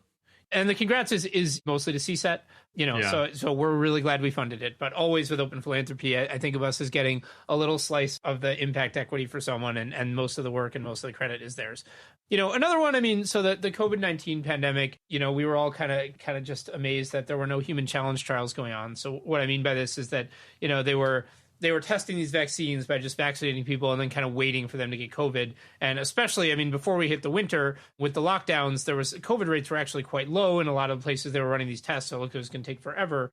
And we were all kind of like, why aren't they taking volunteers? And the story was that it's unethical to take volunteers because we didn't have a cure. And we were thinking it's unethical to let a pandemic go on a couple of months and give extra time for nastier variants to emerge. And, there's this group One Day Sooner that was essentially a collection of people who wanted to volunteer in human challenge trials. And they were doing kind of like advocacy on behalf of people who wanted to be volunteers and wanted to take this kind of risk. And I think that was a really cool thing, a different angle that I think had a chance to really change the debate about human challenge trials and speed the end of the pandemic. And, it was funny because they wanted money and it was like, we had one person working on our COVID grant making who was just too slammed and was swamped. And then we had Alexander, who was about to go out on parental leave. And I couldn't handle the idea that we wouldn't do this. And so I was the grant investigator, which was... You got back in the trenches. I did. I almost never do a grant write-up, but I occasionally like to do it. I think it's good for me to follow the process, notice if the process is screwy in some way, dog fooding. So it wasn't a terrible thing, but it was an unusual thing for me to do, was to just go ahead and like do a grant write-up and submit it for approval. I think they changed the conversation about human challenge trials, and I think they played a major role in the fact that eventually a human challenge trial was approved. And the timing hasn't worked out, partly because the rates went up a lot and the vaccines were really effective. Between those two things, the normal trials went really fast. But gosh, that was about $1 million that I am really, just feel great about having spent, because there's a bunch of nearby alternative universes where we might have shaved a month or more off the pandemic. And in addition to all the lives and costs saved, that could have cut down on some of the variants we're looking at now. So gosh, I like the grant. Yeah. People can go and check out that group, and I guess I imagine they have some research policy papers discussing the benefits you can get from human challenge trials, and they're One Day Sooner. From one point of view, it doesn't seem like it's made a huge contribution to speeding the end of the COVID pandemic now, but it seems like creating a precedent and creating a system by which we would do human challenge trials in future when it was called for seems incredibly valuable. Because, for example, we could be running a human challenge trial right now to figure out whether the Pfizer and Moderna vaccines work basically as well if you give people half as large a dose. And there's pretty good observational evidence, or there's some strong clues that suggest that even if you give people a substantially smaller dose of the vaccine, it works almost exactly equally as well. In which case, we would have doubled the supply of mRNA vaccines. And, you could do that through a traditional trial. That probably, I guess at the current case rates, which are really quite high in the UK, maybe you could get an answer quite quickly, but you would be able to do it even faster, definitely using a human challenge trial. That's right. So anyway, there's lots of more specific questions you can get about, like, how should we do the rollout? What's the optimal spacing? Which vaccines work better against what variants? And so on, that where human challenge trials are still very relevant. And they could definitely be relevant, like incredibly valuable, the next time we have a completely new pandemic. Yeah, I agree with all that. In fact, we might end up funding more to kind of look to the future. It's a great group, and I remain really excited about it. I think we may well end up feeling that grant was a success. But even if it wasn't, I'm glad we made it. Yeah. Well, this was a broad COVID intervention that worked out in an unanticipated way where we've been targeting the proxy for the future, which is like human, our ability to infect people with diseases during pandemics. I do think sometimes the best way to do a broad intervention is to just do a specific intervention for the thing you think is the most likely, and then just keep doing that and kind of find the patterns. Yeah. So those kinds of projects that go really well that you're like proud of and excited by, like CSET, like One Day Sooner, are they often close calls where you're not sure ahead of time whether you want to fund them, or do they kind of often stand out ex ante before you've made the grant? I would say as a general pattern that the best, it's like there's definitely correlation between how easy a call something was and how good it was. I mean, CSET was, we were very excited from the beginning, and it was a high priority from the beginning, and it was a big bet, but we were not on the fence about CSET. But I mean, One Day Sooner might be kind of an example in the sense of like, we definitely thought it was awesome. We definitely thought it was the right kind of thing to do, but we also, we have priorities and we need to focus on what we're focused on. And, we didn't want to get derailed too much. And so, in that sense, I mean, the fact that I was doing the grant investigation is kind of an indicator because, it would have been, I think, reasonable for me to just say, this is cool, but no. And then I don't know if we would have found the staff time or not. So, I'd also say, like, there's different phases of grants. So we try to have a much looser trigger finger with smaller, earlier stage grants. And I think there's plenty of grants we give out, like through our scholarship programs. We have a whole bunch of scholarship programs, like a generalist long-termist one, biological risk one. I've mentioned one that's going to be about technology policy. And we have a lot of those. And, a lot of times we are giving away relatively small amounts of money, like maybe tens of thousands, hundreds of thousands, to people that we think are cool, but we haven't like thought it through in an incredible amount of detail. And it's the bigger grants where where generally we need to really feel great about it. And I think those are less likely to be borderline. Yeah. I wonder whether Open Phil needs to have an exasperation-based philanthropy project where it's things like with One Day Sooner or other cases where a member of the team is just looking out at the world and is just like so frustrated, so angry, so irritated that humanity or a country is getting something so incredibly wrong that they're just like, I have to make a grant. Maybe that could be a useful outlet that then allows you to be more rational about the other grants. Possibly. I mean, I think it was interesting with COVID because COVID hit and I was very disoriented. I was kind of like, on one hand, I was like, well, I see all these seeming opportunities. And on the other hand, I was like, but everyone is paying attention to this, and just didn't know when we look back if we would feel that it was like the best or the worst place to get involved. And I think as it turns out, it was actually like, I think everything was moving so fast that there were opportunities to help in ways that were not going to get done otherwise. So I think it was probably, if I were going back, we would have put a little bit more time and a little bit more money into it, even though, maybe that should have been on the global health and well-being side, because I don't think that the long-termist implications were like super clear. Yeah. Has COVID given you any other important updates on how the biorisk portfolio is panning out? On the biorisk portfolio, so in some ways, I would say COVID has not given us huge updates on the biorisk portfolio because the biorisk portfolio is focused on even worse cases than COVID. And so, even when COVID hit, a lot of the response grant making was not even led by our biosecurity team. It was just led by the science team or by someone else. So in some ways, no. I would say that I think we're in the midst of trying to understand. We did support a bunch of like generalized biosecurity infrastructure for years leading up to the pandemic. And I think in theory, that's a kind of broad intervention that you would hope really helped.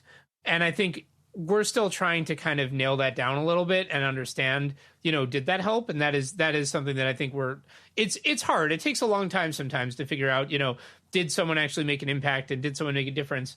But I think that's something we could look at is like when you're just supporting. So there's some work we do that's very targeted at the worst case. And there's some work we do where we're just kind of this, supporting leg of the biosecurity infrastructure, groups like Center for Health Security. And I think we're kind of TBD on that. Yeah. Has COVID maybe changed any of the opportunities that are available for things to fund? Because I'm imagining that there's more people interested in entering this space. So maybe that they're out there looking for funding for new and exciting projects. Yeah, and there's a lot more interest in biorisk than there used to be, and people are thinking bigger about how bad it could be. So those are things that, I think could be positive.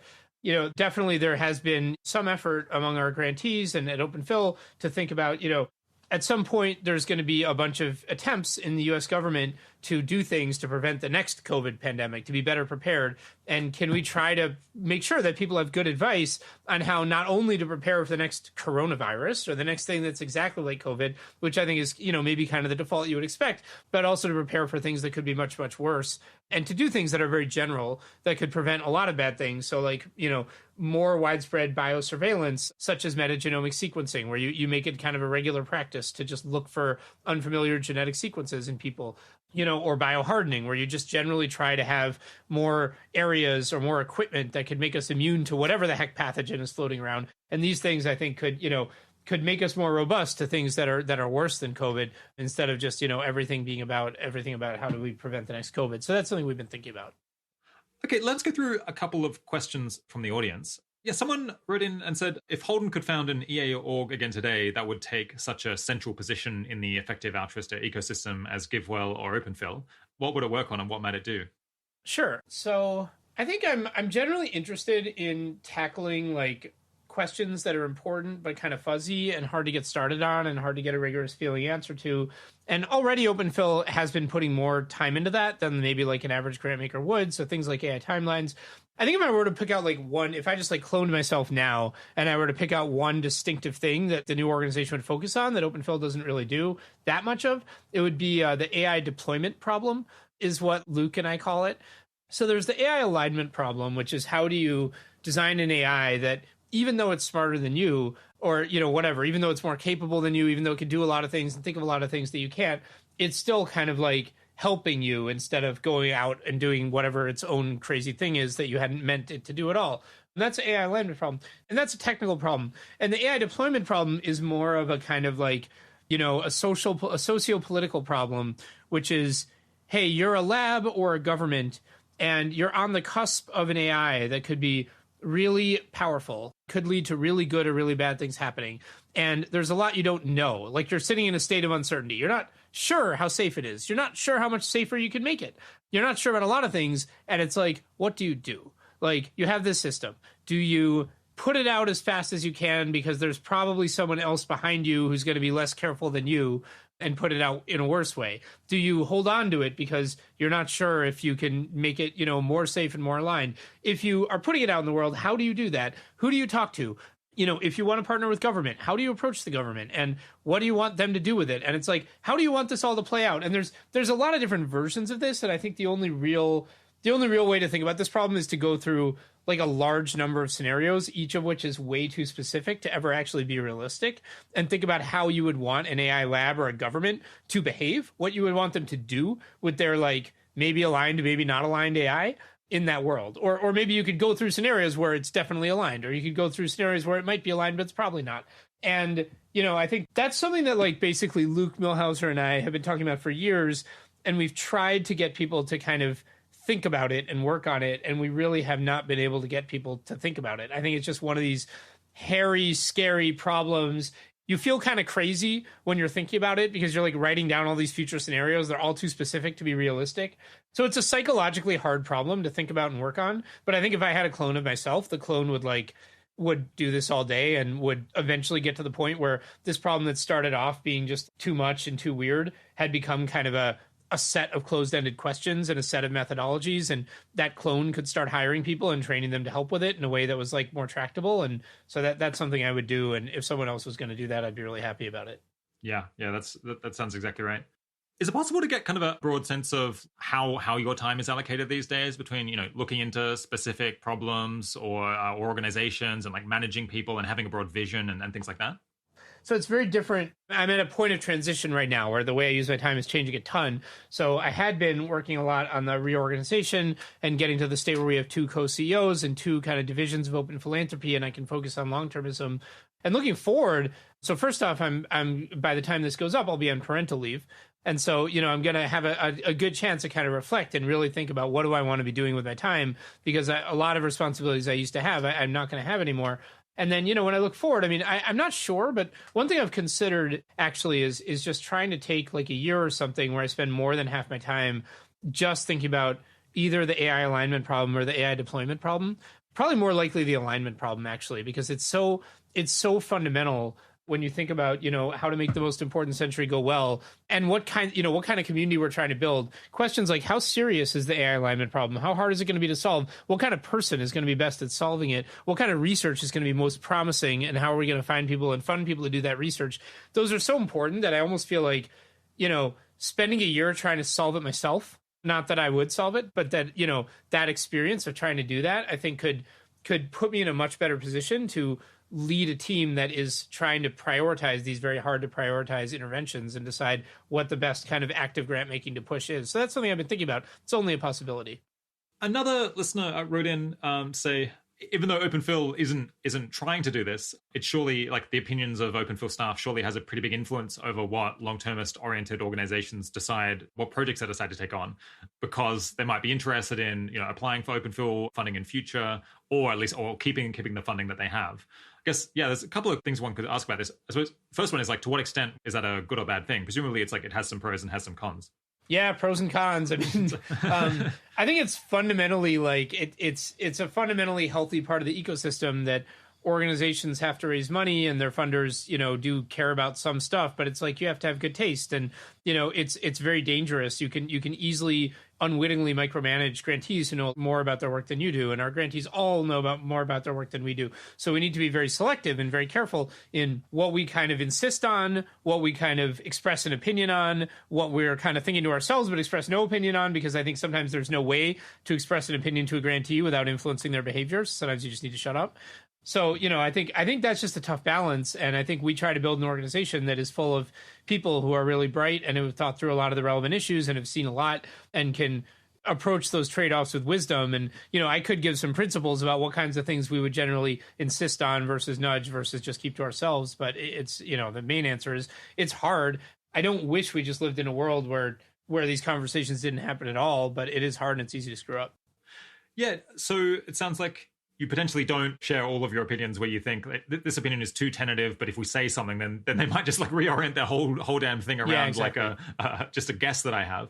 Do you take any other steps to avoid potentially over-influencing grantees when you have like much less local knowledge about their work than they do?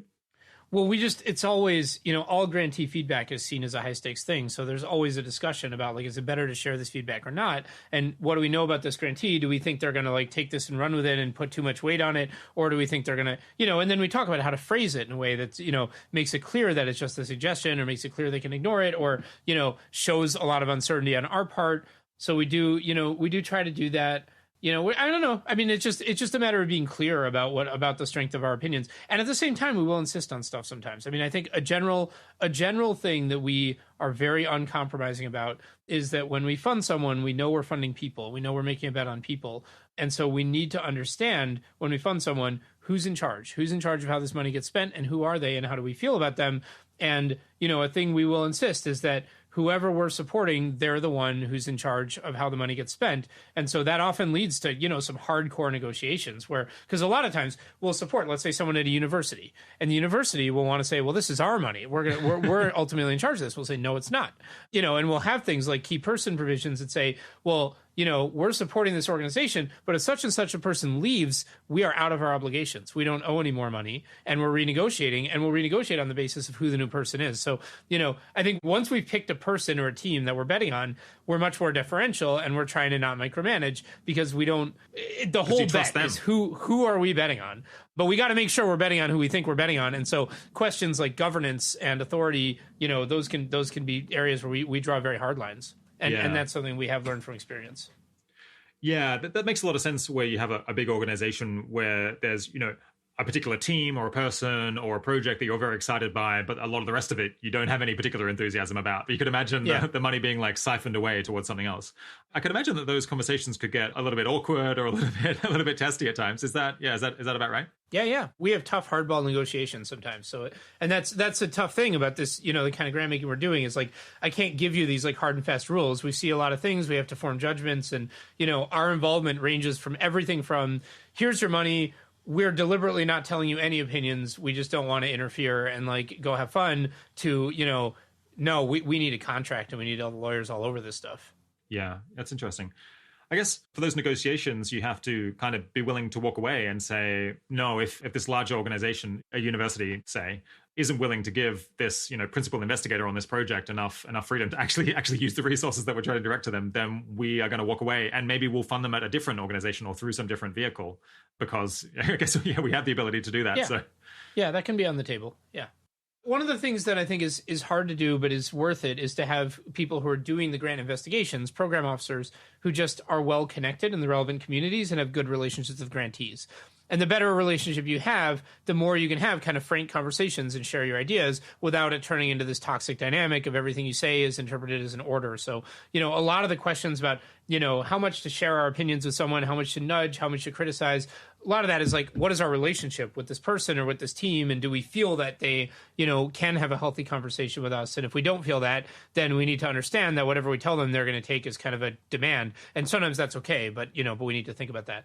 Another area where we can be kind of pushy is like cause focus. So I think sometimes there'll be a person who, they're interested in all aspects of an issue and we're interested in one aspect of it. A very important example would be animals, where you might work with, someone who's interested in endangered species and farm animal welfare. And for us, by the numbers, the farm animal welfare is what matters. And so that's another place where we can be pretty pushy about saying, we want to make sure that we've got to focus on the issue we care about. Historically, I think we've been less successful with that. I mean, I think when I look back and I think about like, what do we want to be doing? What kind of advice do we want to be giving? And what kind of things do we want to be negotiating for? I think really, really important to make sure the right person is there and that they're really in charge and that they're empowered. And we'll just go as hardcore as we need to on that. And then beyond that, everything from there, I think, should be just a friendly discussion with the person. And the better relationship we have, the more we can share our opinions, but it's got to be up to them. And further efforts to manage their activities, I think, I'm not excited about them. Yeah. I suppose to take the position of, these broader organizations that have a broader, like more plural set of goals, to some extent, you're coming to them and saying, we want to create this child within your organization, and we, like, in a sense, want to have more control over it than you do. Or we want to put someone in there who's going to be able to manage it and be resistant sometimes the child's already there and we just want to fund it. I mean, sometimes there's a farm animal welfare team within a general animal organization. We just say, we want to fund these people, but then we have to make sure that those are the people we're funding. Yeah. I guess, does the attitude ever come up that, we've created this broader ecosystem or this broader organization that now is fostering this thing that you're very excited by? So it seems reasonable that some amount of resources should be kicked back to the broader project that then created this thing that you're excited by. So, maybe there's an 80-20 split or a 90-10 split. Sure, and that's part of the negotiation. I mean, we want to be fair and we want to pay our share. I think we also are looking at the general financial state of the organization, and sometimes it just doesn't seem necessary or good to be paying a lot of overhead. But we do absolutely want to pay our share to the larger umbrella. But we also want to make sure that our main bet is the bet that we want it to be, which is on a particular team. Yeah. Do I remember reading or hearing that the Gates Foundation had recently come to the conclusion that too much of their grant money was being skimmed off by universities for just general revenue, and I think they may have said, we're not willing to pay more than 10%. 10%'s the max, and if you want more than that, sorry, we're just going to go fund these people somewhere else. Well, we do have that exact policy when it comes to universities, and having one clear policy that's public and consistent and that you never compromise on is important for having that policy be actually enforced. Yeah. So, a university is a good example. So, this is a common debate in the philanthropy world is someone will say, well, you really should just give general operating support, not project support, because project support, like, it's like you're micromanaging and it's going to screw over these organizations. And then, and what you want to be supporting leadership, not like trying to run it yourself. And I'll say, I agree with all the principles. I agree with all the basic ideas there, but actually we want to support particular leadership, and we need to make sure we're supporting the leadership we think we're supporting. And a lot of times that is exactly project support. But what's important is that the project support says this is for these people to use. This money is for these people to do whatever they want with.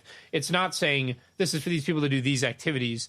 And so that's a distinction that I think can get a little confused in the philanthropy world. And then this other topic comes up where people say, well, you're going to bankrupt, the poor umbrella organization. Like it's all projects and they're not going to be able to keep the lights on. And I'm like, what if the umbrella organization's Harvard University? Yeah. Like, come on. Like, these most of the university grants we make. I mean, no, I am not. I don't actually. I think I would like to just minimize the overhead given to these incredibly endowed universities. Yeah. Their $100 billion endowment has fallen on hard times, but exactly. Yeah. You can help a fund manager for just $1 million a day. Exactly. All right, let's push on from talking about Open Phil to a section for which header I've written grab bag question section. So this is a kind of a whole lot of different fun stuff that I wanted to bring up, but I couldn't really build into any cohesive series of questions. Yeah, what other interesting things are you writing about at the moment? And might you publish some blog posts on cold takes?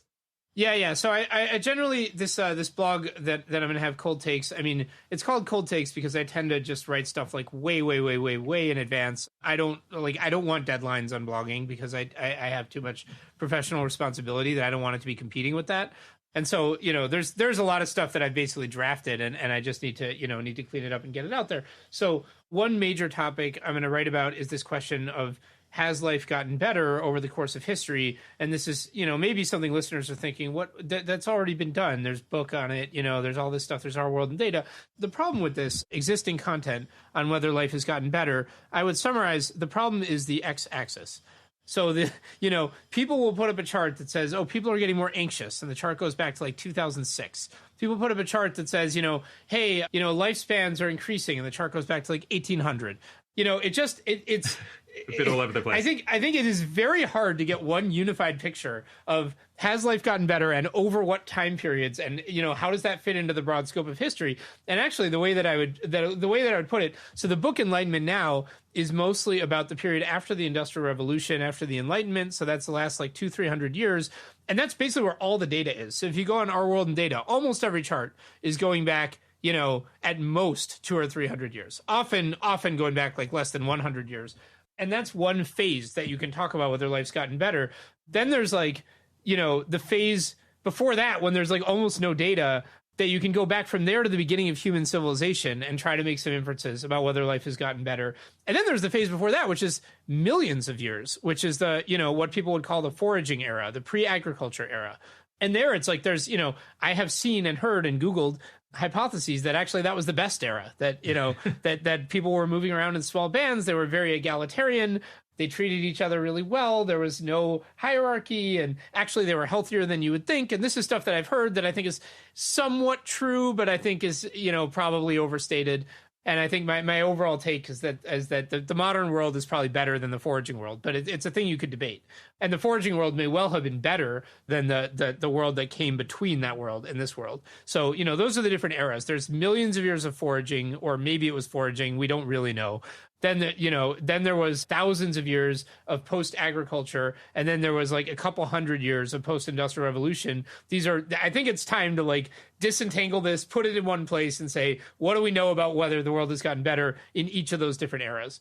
Yeah, so that's one thing that I'm still working out exactly how to get all the pieces together, but that's something I've been working on. Yeah, do you have any tentative conclusions, or it's too early to say? I definitely do have tentative conclusions. I think if I were to draw the chart, it would be kind of this like flat, wavy, and unsure line for millions of years during pre-agriculture, and then it would go down a bit post-agriculture and stay flat for a long time, and then it would kind of rocket up after the Industrial Revolution. And I would agree with the Enlightenment Now hypothesis there, and I would think the modern world is the best it's been so far. But it's a more complicated story than, gosh, things just get better all the time and technology makes things better all the time, because it's a phase. It's a temporary phase, and it's like we just took off on this rocket ship. And so I think it is a little bit less conducive to the, let's not plan things out too much. Let's just make more technology, and a little bit more conducive to the crap. Human history is a mess and it's chaos, and we should think about what's coming next. Yeah. Are there any particularly interesting things you've learned about history that people don't appreciate that we're sharing?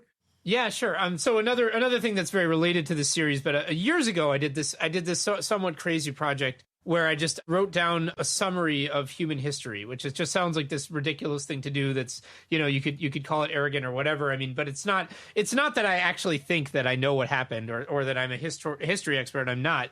It was that I was just trying to learn, and I was trying to educate myself and say, for me, the best way of learning is to write down what I think, and then kind of fill it in and look for kind of like high benefit, low cost ways to correct it and learn more. And so I actually just I took like all these different categories. I took like, all the different sciences, and I took things like gender relations, gender equality, and, basically like rights for LGBTQ, and, just all the things that I kind of thought would be good to understand if they had gotten better or worse, or what had happened to them. And I kind of made this big matrix where I listed all these things that could be changing, and I listed all these periods, and I tried to I was really just spending like hours and hours and hours and hours just Googling instead of reading history books. I read history books too.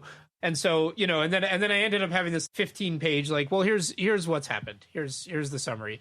And then I have this kind of like big spreadsheet. So, in the process of doing that, I picked up a lot of intuitions. I think that was a project. It was a personal time project, but it started to help me take a lot of this AI stuff more seriously because it was giving me the sense of just how wild our history is and how much more has happened in the last couple hundred years than everything before it in many senses, on many axes, and just how anything can change.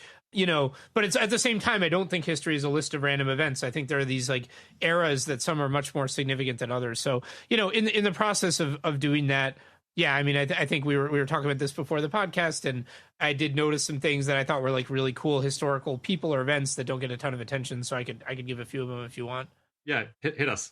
Okay, sure. Yeah. So I can just name a few. I mean, Deng Xiaoping took over in China in the 1970s after Mao died. And, he chose, I mean, I feel like different leaders would have done different things. And he chose to go down the road of economic reforms that kicked off decades of unprecedented growth and poverty reduction. So, I mean, that could be the most poverty reduction any individual has ever been responsible for, especially if you look at what have happened if he had somehow just not been around. Might be kind of the person who's had the most positive impact ever to date. So I thought that was interesting.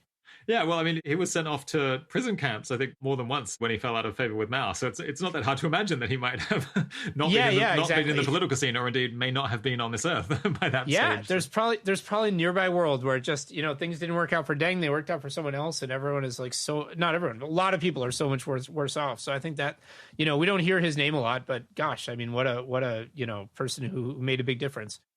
Yeah, I read some of a biography of Deng last year. And one thing I think might be worth noting, because I've heard this thing of Deng Xiaoping changed a lot of stuff, was I think he was chosen in part because this much broader coalition, this much broader group of people who were influential within the Communist Party, within Chinese society as a whole, were fed up with Mao, or they were fed up with what had been happening in the last few decades. And so they promoted him and they voted to make him the premier. So I suppose, I guess, as with all of these things, it's like Deng was enabled by the fact that there was a 55-45 split within the Communist Party on we should modernize, we should go lighter on the communism for a bit.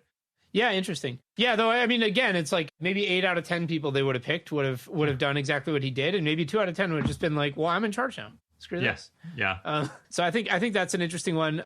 Paul Ehrlich was like, not the author of The Population Bomb, a person who was around the turn of the 20th century, was a chemist who just, as far as I can tell, really just invented the whole framework that we use for drug development today. So there was this known thing that when you put a clothing dye into a sample under a microscope, it would stain some things and not others. And that made it easier to see. And he thought of the application to drugs where he said, well, wait, you can have a chemical that binds to certain things and not others. Maybe you could have, a toxin and you attach it to something that binds only to the things you're trying to kill, the pathogen or whatever. And that, that basic concept is, I mean, he created a cure for syphilis, but that basic concept is that is basically what a drug is now. I mean, that's how we think about it. So I think that's just pretty cool. He's like a pretty well-known guy, not an incredibly well-known guy. So you're saying people kind of before this time, well, they must have known that poisons existed, but maybe they didn't have this idea where that, you can just keep playing with chemicals, keep trying lots of different chemicals until you find one that binds to and happens to be toxic to the very specific tiny bacteria that you want to get rid of. Well, the idea of delivering the toxin to specific things in the body instead of just using a toxin to kill the person, I think was probably mostly his idea. And now, of course, a lot of these drugs, I mean, they're not toxins, they're just blocking things, but it's still, I mean, really the whole concept. Idea of you're targeting a particular molecule, you're trying to bind to that thing and by putting it into the body. I don't think that was not what people were doing with poisons. People were like, this thing will screw you up, it'll kill you, I don't care how. Yeah. Okay, what's another one? I mean, I would be kind of surprised if you've never Facebooked about this, but I don't even know if I'm pronouncing it right. Porphyry was an ancient Greek. There's a lot of famous ancient Greeks. We celebrate them a lot. This person was an advocate of vegetarianism on spiritual and ethical grounds, wrote a treatise called On Abstinence from Animal Food, still gets cited in vegetarian literature. I don't know. I personally, I mean, maybe I think that person is more impressive than Aristotle. I'm not an Aristotle expert, but that was someone I was glad to learn about that I had never heard of them. Yeah, I mean, I'd obviously heard of Pythagoras was famously an early vegetarian. I think he probably advocated vegetarianism as well. I've never heard of Porphyry, but you mentioning this inspired me to go and have a skim of his essay on abstinence from animal food. And yeah, it was a little bit hard to follow because he talks so much about justice and all these moral philosophy concepts that I think must have been really popular among the ancient Greeks, or like a particular conception of justice and spirituality that I don't really share. But there were some parts that were definitely recognizable as similar to modern arguments, where it was like, some people respond to me or when I advocate vegetarianism, and they're like, but aren't plants conscious as well? And aren't they living? Like, shouldn't we not eat them? And he's like, no, obviously animals are higher on the hierarchy of consciousness. Wow. And so we should like eat the things that are the least damaging spiritually to consume. And then he's like, and then some people are like, but it is in the nature of humans and like other animals to eat one another. And this shows that it's morally justified. And then he's like, but surely it's also in the nature of a crocodile to consume a human being. But we don't therefore say that it's like good when crocodiles eat human beings. So this is like a shoddy argument. Like it's like, it's both bad when crocodiles eat people and it's bad when people eat animals. So this like really does remind me of kind of modern vegetarianism. I mean, could have been like the first EA. It seems possible, or just, it seems pretty impressive to me.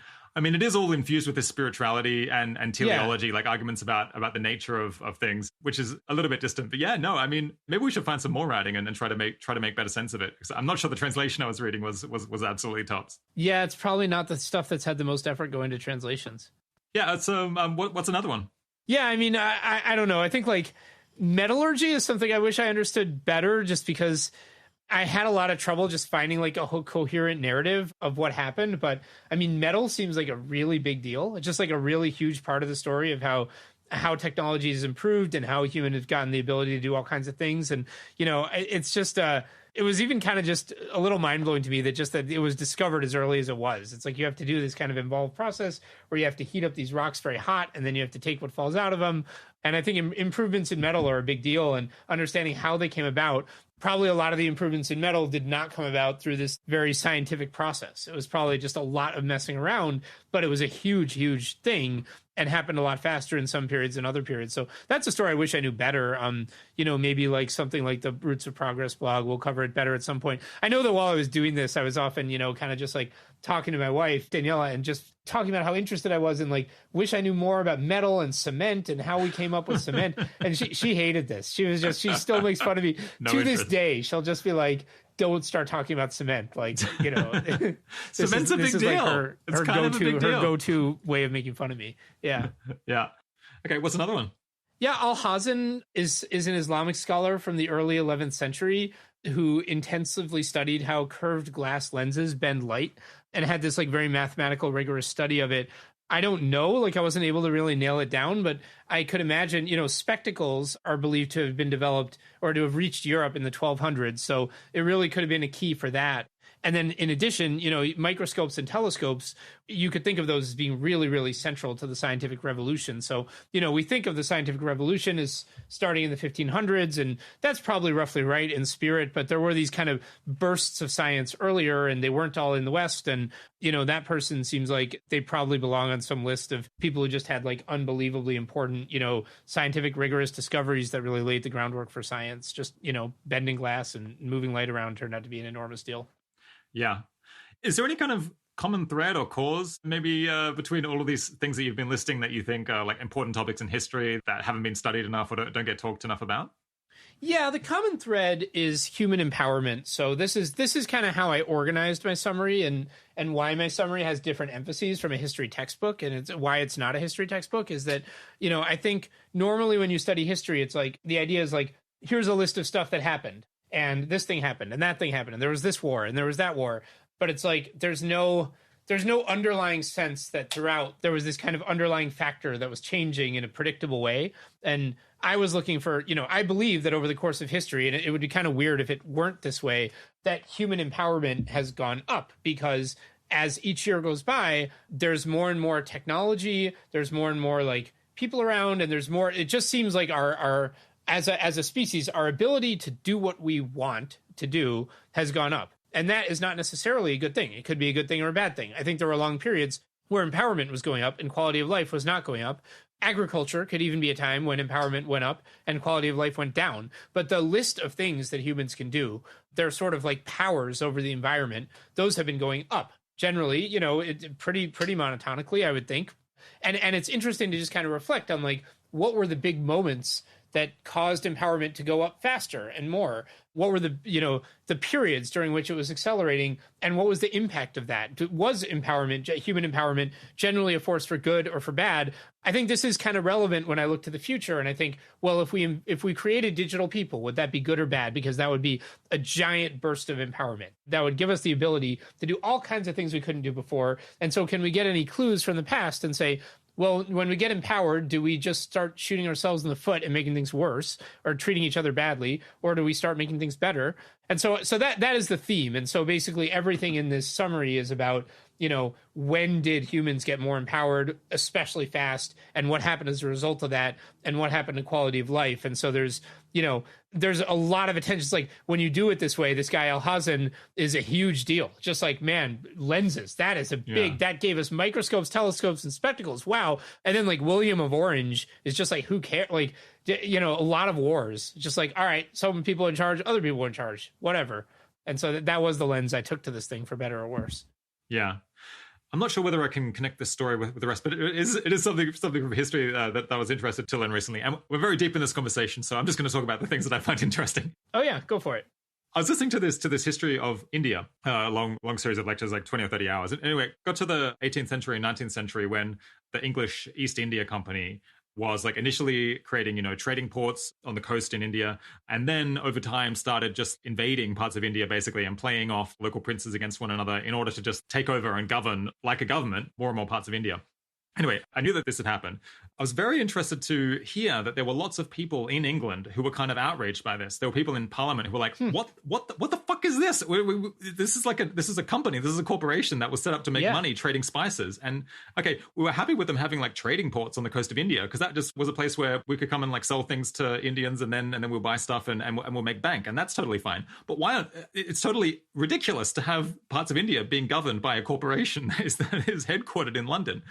And people in Parliament kept trying to stop this from happening. I think ultimately they lost the argument. Perhaps because the East India Company became like unfathomably rich through all of this exploitation and all of this trading of things back and forward from Europe to Asia. Anyway, I'm always interested in hearing stories like this, and I guess it connects with the Porphyry saying that vegetarianism was good like thousands of years ago. That often when people are condemning folks from the past for having done things that are viewed as atrocities today, people say you have to judge them by the standards of the time. And I often think, even on its own terms, this is an overstated argument, because you can almost always find people at the time who were saying that the thing that was happening was bad. And very likely the people who were doing it or advocating for it or defending it would have heard these arguments and actively rejected them. And I think that makes it a lot less defensible. If there was, an active group of people in England saying, all of this colonialism is an outrage, it's like totally ridiculous to have India governed from London, and we shouldn't be exploiting these people to take their money, then it's like the argument has been put, and people who didn't accept that, they're to some degree morally on the hook for failing to see that was the correct move. Yeah, that's really interesting. I mean, I think there's a lot. I mean, you could extend that to a lot of things, like from U.S. history, where people were, there were ongoing debates for sure at lots of points about a lot of the things that people point to and say, well, that was just part of the time with slavery and such. Yeah. I mean, I think it's pretty fair to take a lot of that behavior and just say that was not okay, and we're not gonna give people a pass for it. Yeah, I'm going to go look at more stuff on this English East India Company thing. I hope I haven't misrepresented stuff, because these lectures refer to there being some group in England at least, and some opponents in Parliament. But I need to go and find out how big they were, and I guess also how they ended up losing at least until the later 19th century. Are there any other interesting episodes from history before we move on? I mean, there's tons. I mean, I'm kind of naming some of the most that struck me as the most random that I'd never heard of. There were others that everyone's heard of, but I thought were an even bigger deal than people think. But I'll just mention the Tanzimat, which is in the mid 19th century, just this series of reforms in the Ottoman Empire. They abolished the slave trade.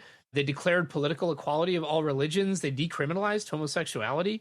I wish I knew more about this. I mean, that was a real. They were ahead of the curve in the Ottoman Empire there. Yeah, that's amazing. I guess that maybe makes more sense of how they really kind of jumped forward into the modern world when they became Turkey under Ataturk.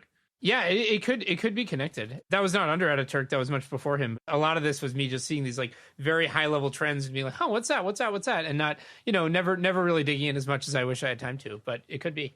Yeah. Okay, enough Holden and Rob talking about stuff from history they know very little about. Let's just move on and talk about other non-history things that we don't know very much about. Any other things that you're planning on writing about? Yeah, so there's going to be that the series I talked about.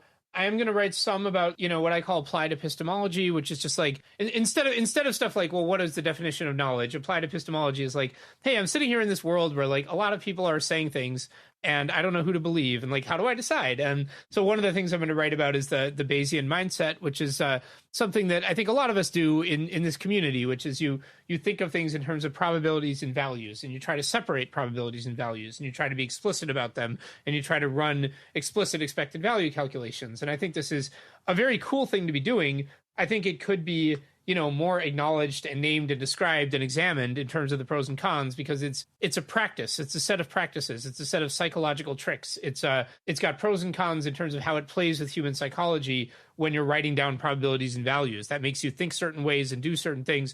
And it's not, when we talk about what's good about this, it's mostly not that there's various theorems about expected utility maximization. Those are, to me, very tangential or relevant, but not the only thing going on. So, I'm going to write about things like that. How far do you take self-skepticism? So, what do I do about the fact that I could be wrong about everything? And how far do I take that? And, at what point do I say, hey, it wouldn't be productive for me to just say, well, half the country thinks X, so I better think X too. I mean, where do you stop on the skepticism train?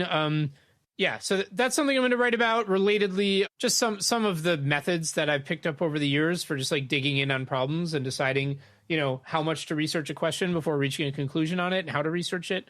And then, I'm going to write a little bit about utopia and why it seems that, we talked about this, I think, on our last podcast. Why we did. So little excitement about utopia and what that means, and whether that means the whole idea of utopia is futile or not, and why it's so hard to imagine one that seems appealing. And then finally, I do probably want to do kind of extensive series on this thing that I haven't really come up with a name for yet, and I hope to by then. I'll call it for now kind of like ambitiously impartial ethics or something, which is, so a lot of people in the EA community, I mean, we tend to call it utilitarianism, but I think there's more to it than that. I think it's thicker than that. I think people in the EA community have this kind of vision of a particular approach to ethics that says, we're going to draw a bright line between moral patience and non-moral patience. We're going to decide, fundamentally, we're going to get to the root of the truth of what counts as a person and what doesn't count as a person. And then we're going to treat all persons equally. And that's where a lot of the weird stuff in effective altruism comes from, where it's like, well, maybe the line includes insects, and so then we should think about insect suffering as a major issue. Maybe the line includes factory farmed animals. Maybe the line includes, future digital people. When I say maybe, I tend to usually think that it, could or should, or at least like maybe should, and so that is kind of a strain of thinking in the EA community that is not. It's not just about being utilitarian. It's about having this very ambitious vision of widening the moral circle as far as it could possibly theoretically go, and therefore sort of being in this space where you've immunized yourself against being a moral monster by the standards of some future advanced civilization. So I think, one way of thinking of this is like, is there an ethics we could come up with where we've minimized our odds that future people will think that we were jerks? Because past people sure look like jerks a lot of the time, because they were, for example, they were treating people badly who we now think are real people who should have been treated well. But who are we treated badly who we think should be treated differently in the future? So there is this strain of thinking, but I don't feel like it's ever been articulated in one place, because again, it's not just utilitarianism. And I also think there's major weaknesses with this strain of thinking, and I think there's major ways in which it doesn't work. And a lot of what people are trying to do, it has to stop somewhere, and I think it has to stop somewhere different and less satisfying than where I think a lot of EAs imagine it's going to stop. And so I originally started this series as me trying to explain what's wrong with this approach to ethics, even though a big part of myself endorses it. And I ended up just feeling that I had to put a lot of work into articulating it in the first place, because it's kind of floating around in the water and it hasn't been written down. And stuff that's floating around in the water of avant-garde EA and never written down is going to be a major thing that I'm writing about. Yeah. Is it possible to give a flavor of why you think taking this to its logical extreme isn't going to be quite as satisfying as it seems like it should be setting out? Yeah, I think you run into a number of problems when you try to make the moral circle just like include quote unquote everyone. So we all know that the moral circle can't include like literally every physical process, because like, okay, are tables moral patients? What do they even want? And if I start considering every physical process a moral patient, then for every person I help, I'm hurting another person, because you could just construct the processes differently in your head. So it has to stop somewhere. And then it's like, how do you draw that line? And I think, you know, a lot of people want to draw the line based on something like consciousness or sentience. Like, does something have an inner experience? And I think there's some problems with that. One problem with it is like, when you draw the line that way, you run right into a lot of infinite ethics problems and related problems that are just, you know, if we have this objective measure and there's no limit to how many of something there can be, you run into a lot of just like weird moral quandaries that can kind of knock the teeth out of utilitarianism and make it stop working, or make you have to choose something else weird to believe. And then, you know, I think another problem is that I feel like it's just this whole idea of consciousness and sentience. I feel like effective altruists are just taking a lot of their uncertainties and just loading them into this concept, and then being comfortable with the fact that they don't understand what this concept is at all. And I suspect, and it's only a suspicion, and I'll try and explain the suspicion, help people understand why I have it, but I can't prove it and it might be wrong. I suspect that when we finally get around to deconstructing consciousness, we will be disappointed. We will feel this is not making us feel the level of satisfaction we expected to feel about how to decide whom to care about. That when you know, we've been saying, oh, well, is this thing conscious? Is that thing conscious? We're loading a lot of who do we care about onto this idea of consciousness that we haven't really looked at. And if we ever do figure out what consciousness is, I suspect we'll look at it and we'll say, you know, I don't feel great making that the center of my morality. I may need something else. Yeah. I've got a lot of thoughts on that, but this is the grab bag question section, so we'll have to solve the hard problem of consciousness maybe in your third appearance on the show. Yeah. Okay, yeah. What's the last one? Well, the only other thing is that this is almost more of a warning or a disclaimer or a buyer beware, but there's going to be a lot of random nonsense on my blog. And so it's just good to know that. I like to share, like, for years, I've had this private email list, and I just take links that I think are cool or interesting, and I just share them because then I have a record of them and I feel like I did something with them. And it's a lot of times they're old. Like, I'm not a person who's like, hey, this thing just came out, I'll be the first person to tell you about it. And some of them are about sports. And so, you know, you got to have a quick archive finger on your email if you're going to subscribe. But a general theme that I've noticed when I've been writing this stuff is that I write a ton about how you can't trust anything you read, and, you know, about how academic social science, the methods don't hold up and stuff doesn't really work. And a lot of the things people say are not really supported. And even when someone debunks someone, a lot of times the debunking is wrong and the debunking of the debunking is wrong. And so we're in a world of a huge amount of claims and hypotheses and information, and a really, I think, a much lower reliability quotient than most people imagine. Yeah. What does that imply? I mean, it's a very interesting one, that, because it's like, I agree with that, but then I'm like, it's kind of fun to be in the thick of it and to like take it somewhat more seriously than perhaps any of these claims deserve. And like, what else are you going to do? It's like you could caveat everything with like, and I don't know shit, and this is probably like wrong, and I could link to every link I could link to. I could say this is probably not that reliable, but it's like maybe it all just cancels out. I don't really think it does. I think you have. I think you live your life a very different way. I mean, yeah, this is a bit of an obsession for me. I mean, even my sports posts are somehow about this. It's somehow about like, well, because you can understand sports really well, you can see that all the methods we use in academia just spit out garbage when you apply them to something you actually understand. And I don't know. I think I have a higher bar for believing things than most people. I just look at everything and I'm just like, I don't know, maybe. I think that changes how I live my life in a big way. I just ignore most stuff. And I have to make really selective, deliberate decisions about what stuff seems like it might be true if I looked into it, and would be really important if it were true, and is worth my time to look into. And so I feel like I engage with many fewer claims than most people, and think about way fewer things than most people, and go way deeper on the things I do think about. And that's a very different style of living my life that it seems different to me. Yeah. Okay. So in as much as you think each piece of evidence is less reliable, in order to really get to grips with the question, you would have to read more about it, and then like find some way to properly integrate all of these different pieces of evidence, because reading one article is probably just quite misleading. And then that's causing you to narrow your focus somewhat onto a smaller number of things, because you want to understand them properly, rather than just be kind of drifting about in a sea of information on all topics. Exactly. I basically consider most claims just false by default, and I need to pick a few that might be true that I'm going to really try to understand. Okay, yeah, that's fair enough.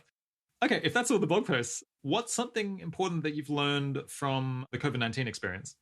I mean, there's a lot that's potentially learnable from COVID. It's really funny. So here's something I would like to learn, and then I'll get to something I think I sort of have learned or have thought about differently.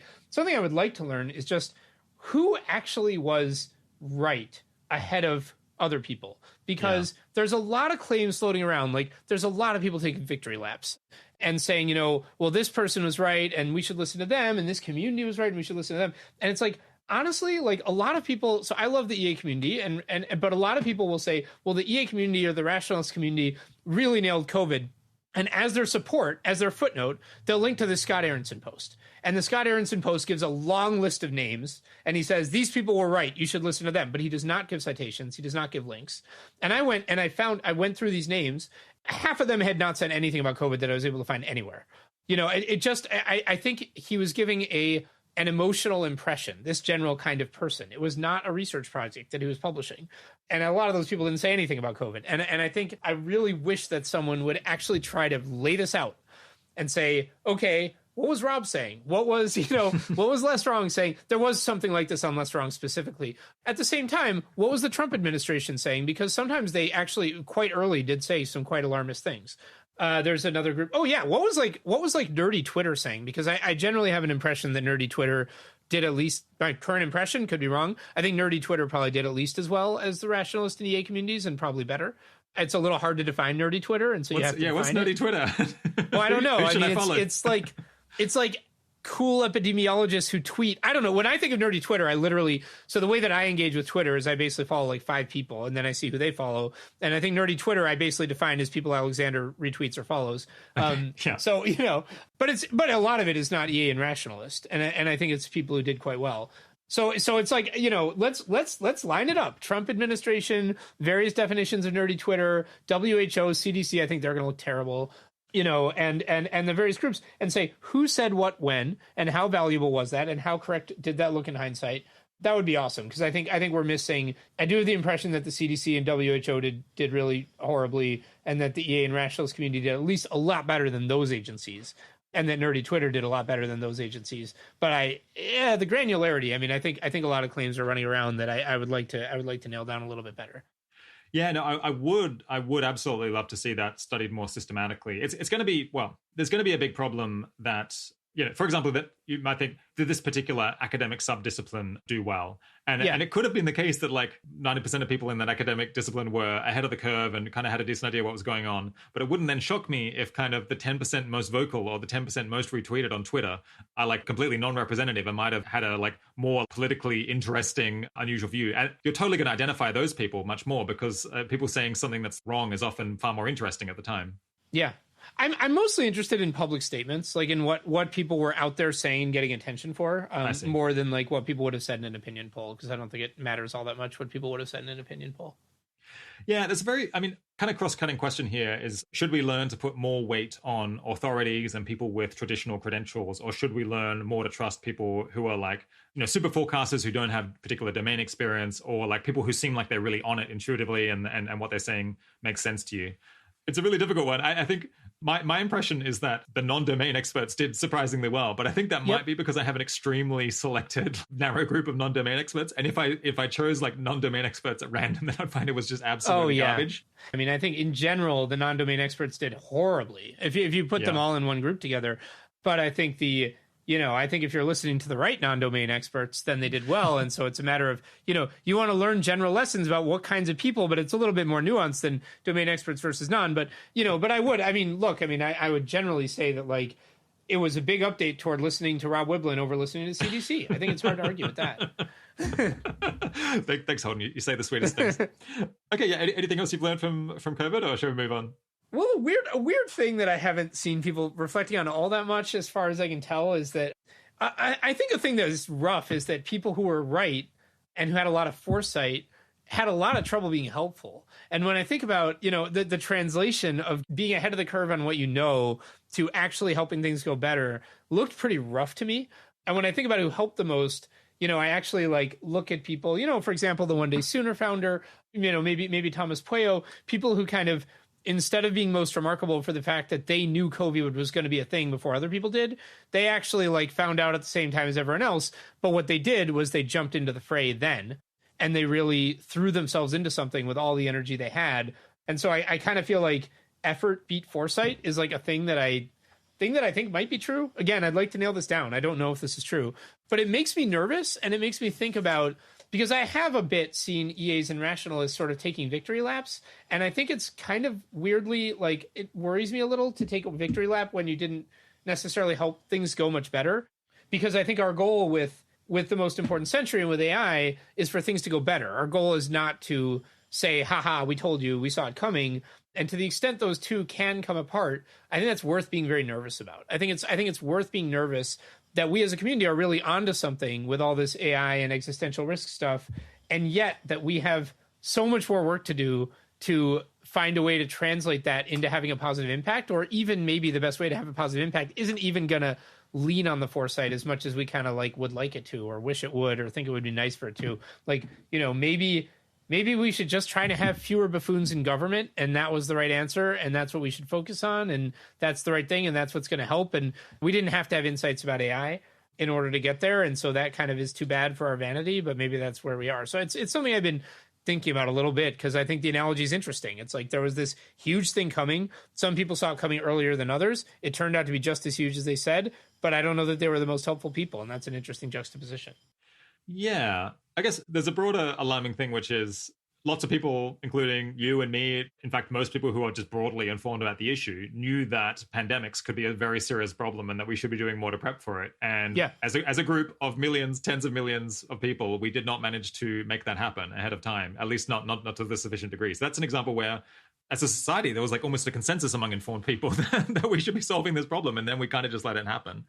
I want to defend a little bit the people who were saying, you know, in late January or early February that this was likely to become a global pandemic, when I think significant other public authorities were playing down the risk. So I think folks then were saying, you know, we should be like analyzing exactly what policy are we going to do when this becomes a massive pandemic in this country, and we should be stockpiling, you know, hand sanitizer. We should be increasing manufacturing of masks. We should be figuring out how we're going to do work remotely so that we can adjust for all this stuff. And it's true, mostly those people weren't super listened to, but it seems a little bit unfair to say these people had like, I mean, these people were saying we should get like a month ahead of this. And if you remember, like March and April was just like absolutely chaos because we had sat on our hands for so long rather than actually figuring out what the policy response should be and like doing the obvious preparation. Yeah, I don't know. I agree, like some people who didn't have particular foresight, but then had better ideas once things became obvious. That's also an incredibly useful skill. Like it's not only about being ahead of the curve and seeing what's about to happen, but also knowing what is actually worth doing. Well, I don't know about the ideas. I mean, I think it was people who just had a lot of time. I kind of just feel like I would trade foresight for just like effort, you know? Like it was people who threw themselves into something and really spent a lot of time on it, you know, I think are among the people who I think helped a lot. You know, I think it would have been good to be thinking about policy earlier. I wish people had listened and had thought about policy earlier. That's totally true. I kind of like a little bit of me is just like, look, I was one of the people who stocked up on hand sanitizer and stuff like that, and like that didn't help at all. And I think I just kind of I did hear a bunch of people just being like, what about the masks? That might have helped. No, I mean, do the mask. Okay, yeah, that's a shame. Yeah, I don't. It just by the time people were into masks, you could get masks. I mean, you know, they were expensive for a little while. So I don't know. Like I just maybe I'm just reacting to the victory laps, and maybe I'm overreacting a little bit. But I do worry sometimes. We're very cerebral, intellectually nerdy people in this community, and I do worry sometimes that we look at whether we were right, not at whether we helped. And you know, some people are very excited. Were very excited. They were like, I bought boxes of pasta and you didn't. And it's like, yeah, and that didn't matter. So, and let's think about what mattered and look for the patterns in that. Totally. Yeah. I guess we have so much. We still have that hand sanitizer. We have like this unbelievable amount of hand sanitizer sitting in our house. I don't think we ever used a drop. Yeah, we had a surplus of hand sanitizer as well. I guess, didn't turn out to work out. But we were right, Holden. We could have been right. It could have helped. It could have been. It could have been really hard to get hand sanitizer forever and really important to have it. Yeah. The stuff that actually did matter. Yeah. So Thomas, Porio, and I guess me and some other bloggers were kind of on board with we need to cancel stuff and like start staying at home. Maybe like only days or possibly a week before it seemed like everyone got there.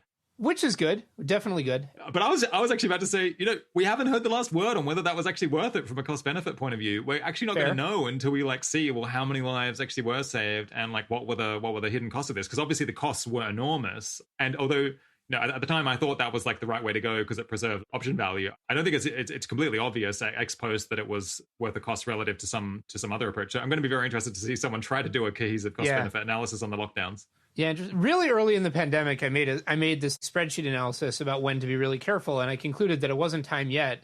And I think we were probably a few days ahead of San Francisco policy, but we were I think 1 week behind what everyone we knew was doing. We were just we were chilling out, and then we looked back on that decision, and we were we traveled, we had fun, we went to another city, had a lot of fun, and we were that was our last chance to have fun, and that was absolutely the highlight of 2020. That was we had a great weekend in another city. We spent the rest of the year sitting in our house, and so we were man, that was a huge win. Locking down a week later, our house, just our household, me, my wife, and her mom. You were a hero of the pandemic, Holden, going to that party. Yeah, exactly. We had fun. We got to see friends, took walks with people. Yeah. Went out drinking. Yeah. My memory is just the opposite. I remember I went to a house party on the 9th of March. And at the time I was this is a real bad idea. We shouldn't be going to this house party. But the social pressure from the fact that we agreed to go was too great. And so I went anyway. And in retrospect, I was this was crazy. 1 or 2% of the whole population had COVID. This could have been an absolute disaster. Obviously, but it was pretty knowable that the risk was not that high and the cost benefit didn't say to do it. And that was the last house party you went to for a year. So good job. Yeah, I suppose so. Yeah. All right. Well, we have the rest of our lives to relitigate March and March 2020. So let's push on. The point is, it's hard to really get this stuff right, even when you get it impressively right compared to other people. And that is something I worry about for long-termism. And I think that is a reason that, it's not so crazy to be focused on global health and well-being if you've got better stuff to do there. So that's me shoehorning a moral in there. Predicting things isn't enough. Yeah. What are a couple of interesting or notable things that you've gotten wrong over the last couple of years?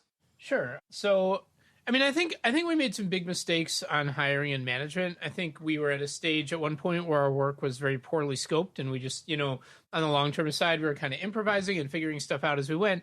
And we just hired too aggressively at that time, and that's just I think that's a common mistake organizations make, and I think it's an especially easy one in these kind of very intellectually confusing areas where it's just, you've been at something for years, you feel like you should know what you're doing, you wish you knew what you were doing, you want to feel like you know what you're doing. You hire, and then you're trying to give people guidance and support, and it's too hard to do because you don't know what you're doing. So I think that's something I've been thinking about a lot, and I often am advising organizations to just be a little more conservative with the hiring, and a lot of times that it's hard to make the case because until you've seen how it plays out, it always feels well, isn't it always better to just do more? And I think it not always. I think a lot of times you want to make sure you've built a really good prototype widget or two before you build a widget factory, and jumping to the factory when you still have a vague idea of what the widget is. That would be the analogy I'd use. Yeah. So that's something. I think, in general, I'm feeling pretty fired up about this idea that we could be in the most important century. And that's something that has been a priority for us for years, for sure. But, thinking about it now, I kind of wish I'd gotten to this headspace a little faster somehow and moved a little more boldly in line with that hypothesis. I've been dividing my time between a lot of things and, and really just mixed in a lot of directions. And I think focus is good. And having a firm conviction in something that you want to bet on that other people aren't, and really going all the way in on it would be a good thing for us to do more of. And probably we could have done that earlier. Yeah. Were there any interesting emotional or social barriers maybe to fully embracing that worldview earlier than you did? For me, I've spent my whole life in a state where I don't like taking big high stakes actions on something until I feel I've done my homework. I think it's just healthier. And I'm really uncomfortable with, and I think it is a bad dynamic for the EA community to be, pushing people to really act on things, this thing could happen this century. And then someone says, okay, and why do you believe that? And it's I don't know, go talk to some people. But, that's how I've always been. And so for me, having gotten to the point where we've done these worldview write-ups, and then I've written up the kind of summary of the whole thing and this most important century series, and feel like I've stared at it and sat with it, and we've done what we can to find the holes in it. It's very psychologically important to me to feel that I've done that. And then I also think like having the ability to focus my time on it is important to me too. And, I do know people who can get to these things before they've done the amount of homework that I've done. Now, to be fair, I think that those people tend to predict I'll never get there. And I think that turns out to be false because they're imagining that I don't have like an evolving picture of what level of rigor is necessary and a flexibility about how much investigation to do. They're evolving I'm going to hold everything to the GiveWell standard. But I think, there probably is a way to get there faster. I don't really know because I have a tough time wishing generally that I had just embraced everything the first time it sounded right to me. I don't think that would have worked out well for me either. But I think there's probably some way. Yeah. So yeah, was there a third thing that you thought you'd gotten wrong over the last couple of years? I wrote a post a while ago called "Expert versus Broad Philanthropy." It's talking about the contrast between, do you want to have a specialist who works on one cause, lives and breathes that cause, knows everyone in the cause, and they lead your work in that cause? Or do you want to have a generalist who maybe works in 5 causes and they only fund the very best stuff they see and they don't know as much? And I guessed at the time, I said expert philanthropy seems like it's got to be better. And I think I just changed my mind on that one. I don't think it's like clear cut, and I think we want to do a mix, but I feel like our broad philanthropy has done better than I expected it to, and I'm interested in doing more of it, and I think it may be the better model a lot of the time. So I think that's kind of interesting. Was there some benefit to the non-specialist approach that you perhaps underestimated? Yeah, I think it's about keeping the bar high. So I think the issue when you hire specialists is it's like they're very focused on their cause and you have to figure out what their budget should be, and then they're going to advocate for a bigger budget, and then they're going to spend whatever budget they have. And you can improve your ROI a lot if you have someone who is like, I'm not interested unless this thing is amazing. And then I do think, as with many things, it's like a lot of the impact comes from the very best grants. A lot of the very best grants are like actually just super obvious. And so, it might be better to be in more causes with a very high bar and a very high amount of like generalist, effective altruist mindset so that you're just really funding the stuff that's really great.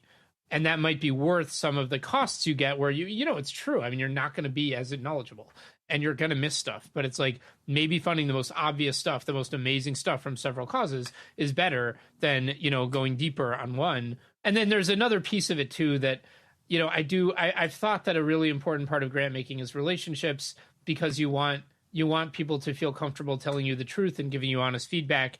And a lot of times in order to do that, you have to be really connected to a field and you have to really know everyone in it. And I think I've kind of evolved on that a bit, just in the sense that I think it's just hopeless for an open philanthropy program officer to really stay in a state where people will be honest with them.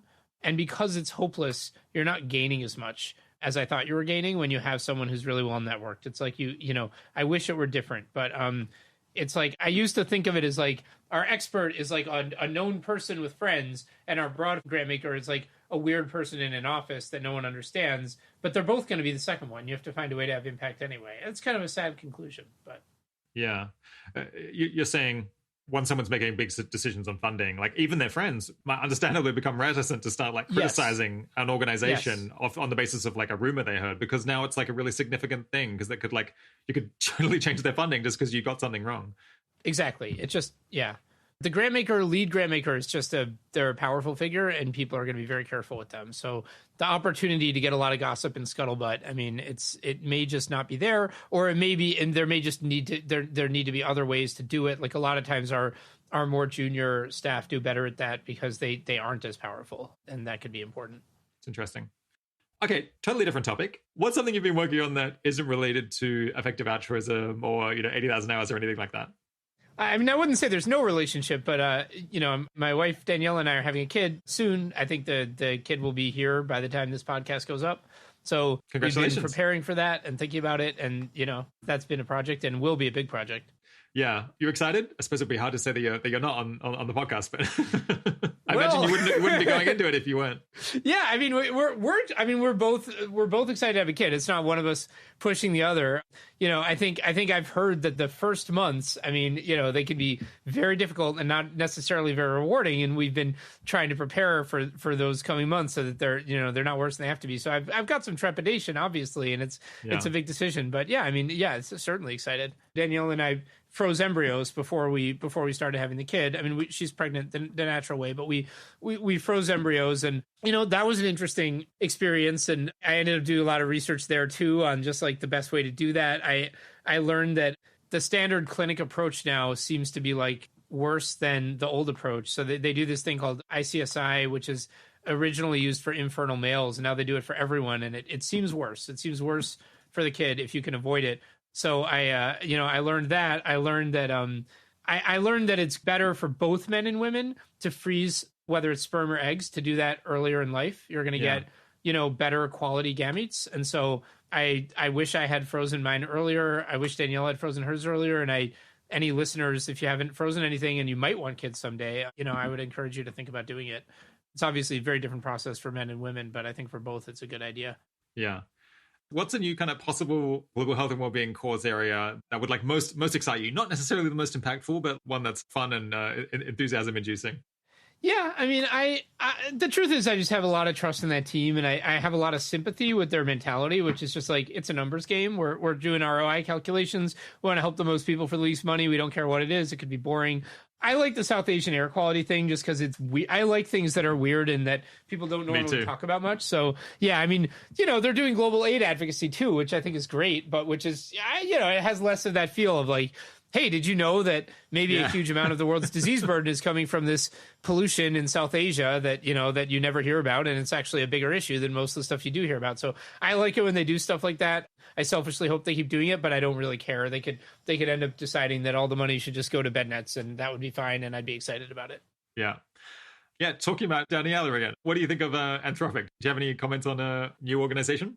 Yeah, so Anthropic is a new AI lab, and I am excited about it, but I have to temper that or not mislead people because, Daniela, my wife, is the president of Anthropic, and that means that we have equity, and so whatever, I'm about as conflict of interest. Partiality over at this point in the interview. Yeah, exactly. Yeah, just I could disclose all day, but I'm as conflict as interested as I could be with this organization.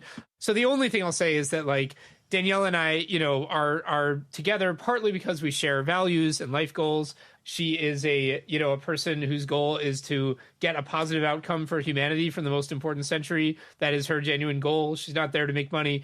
And I think Anthropic just has a lot of people who have that in common with her, which is part of the reason why she's happy being there, both among their employees and among their investors. So I think that's cool, but I'm not the most objective observer you could ever ask for on this topic. Yeah. All right, this has been a very marathon 2 recording session episode, but we have reached the end, or just about the end. Yeah, I guess as a final question, we've talked about so much fun stuff that you've been writing about and learning about and doing. Is there anything else exciting and fun from your life that the audience might be interested to hear about? Absolutely not. No. So I'm co-CEO of Open Philanthropy, and then I've been writing this blog on my personal time, and we're preparing to have a kid. So that's it. And I haven't been reading. I haven't been like watching TV barely at all. I mean, I don't. Yeah, there's nothing else going on for me. You now know everything that I've been doing. Nothing left. Like, I have been managing to exercise barely. I'm running this huge team. I'm like writing all this blog post. I'm like learning about history. I'm like, my wife's pregnant. She's starting up a new organization. We're like, well, how much more do you want? Yeah. No, we covered it. There's nothing else that I do with my time. Okay. All right. Well, on that note, yeah, best of luck with parenthood, and pass on my best wishes to Daniela. I hope things go smoothly, and look forward to hearing about it in a couple of months' time. Yeah, we're excited, and thanks for having me on. My guest today has been Holden Karnofsky. Thanks so much for coming on the 80,000 Hours podcast, Holden. Good talking. If you've made it all the way to the end of that episode, I just want to draw your attention to the Open Philanthropy Technology Policy Fellowship. Open Philanthropy is looking for applicants for this US Policy Fellowship program, which is focused on high-priority emerging technologies, especially artificial intelligence and biotechnology. The program is going to go for 6 to 12 months and offer a bunch of training, mentorship, and help matching with a host organization to try to get a full-time position in the Washington, D.C. area. You've got until September 15th to apply for that one, and you can find out more on the Open Philanthropy website or by clicking through the link on the blog post associated with this episode. We are also currently hiring a new head of marketing to spread the word about this podcast and all the other services that 80,000 Hours offers. As always, you can stay on top of those opportunities and hundreds of others by regularly checking out our job board at 80,000hours.org/jobs. If you go there and join our job board newsletter, then you'll get an email each 2 weeks or so when that board is updated, usually with between 100 and 200 new opportunities. All right. The 80,000 Hours podcast is produced by Kieran Harris. Audio mastering is by Ben Cordell. Full transcripts are available on our website and produced by Sophia Davis-Vogel. Thanks for joining. Talk to you again soon.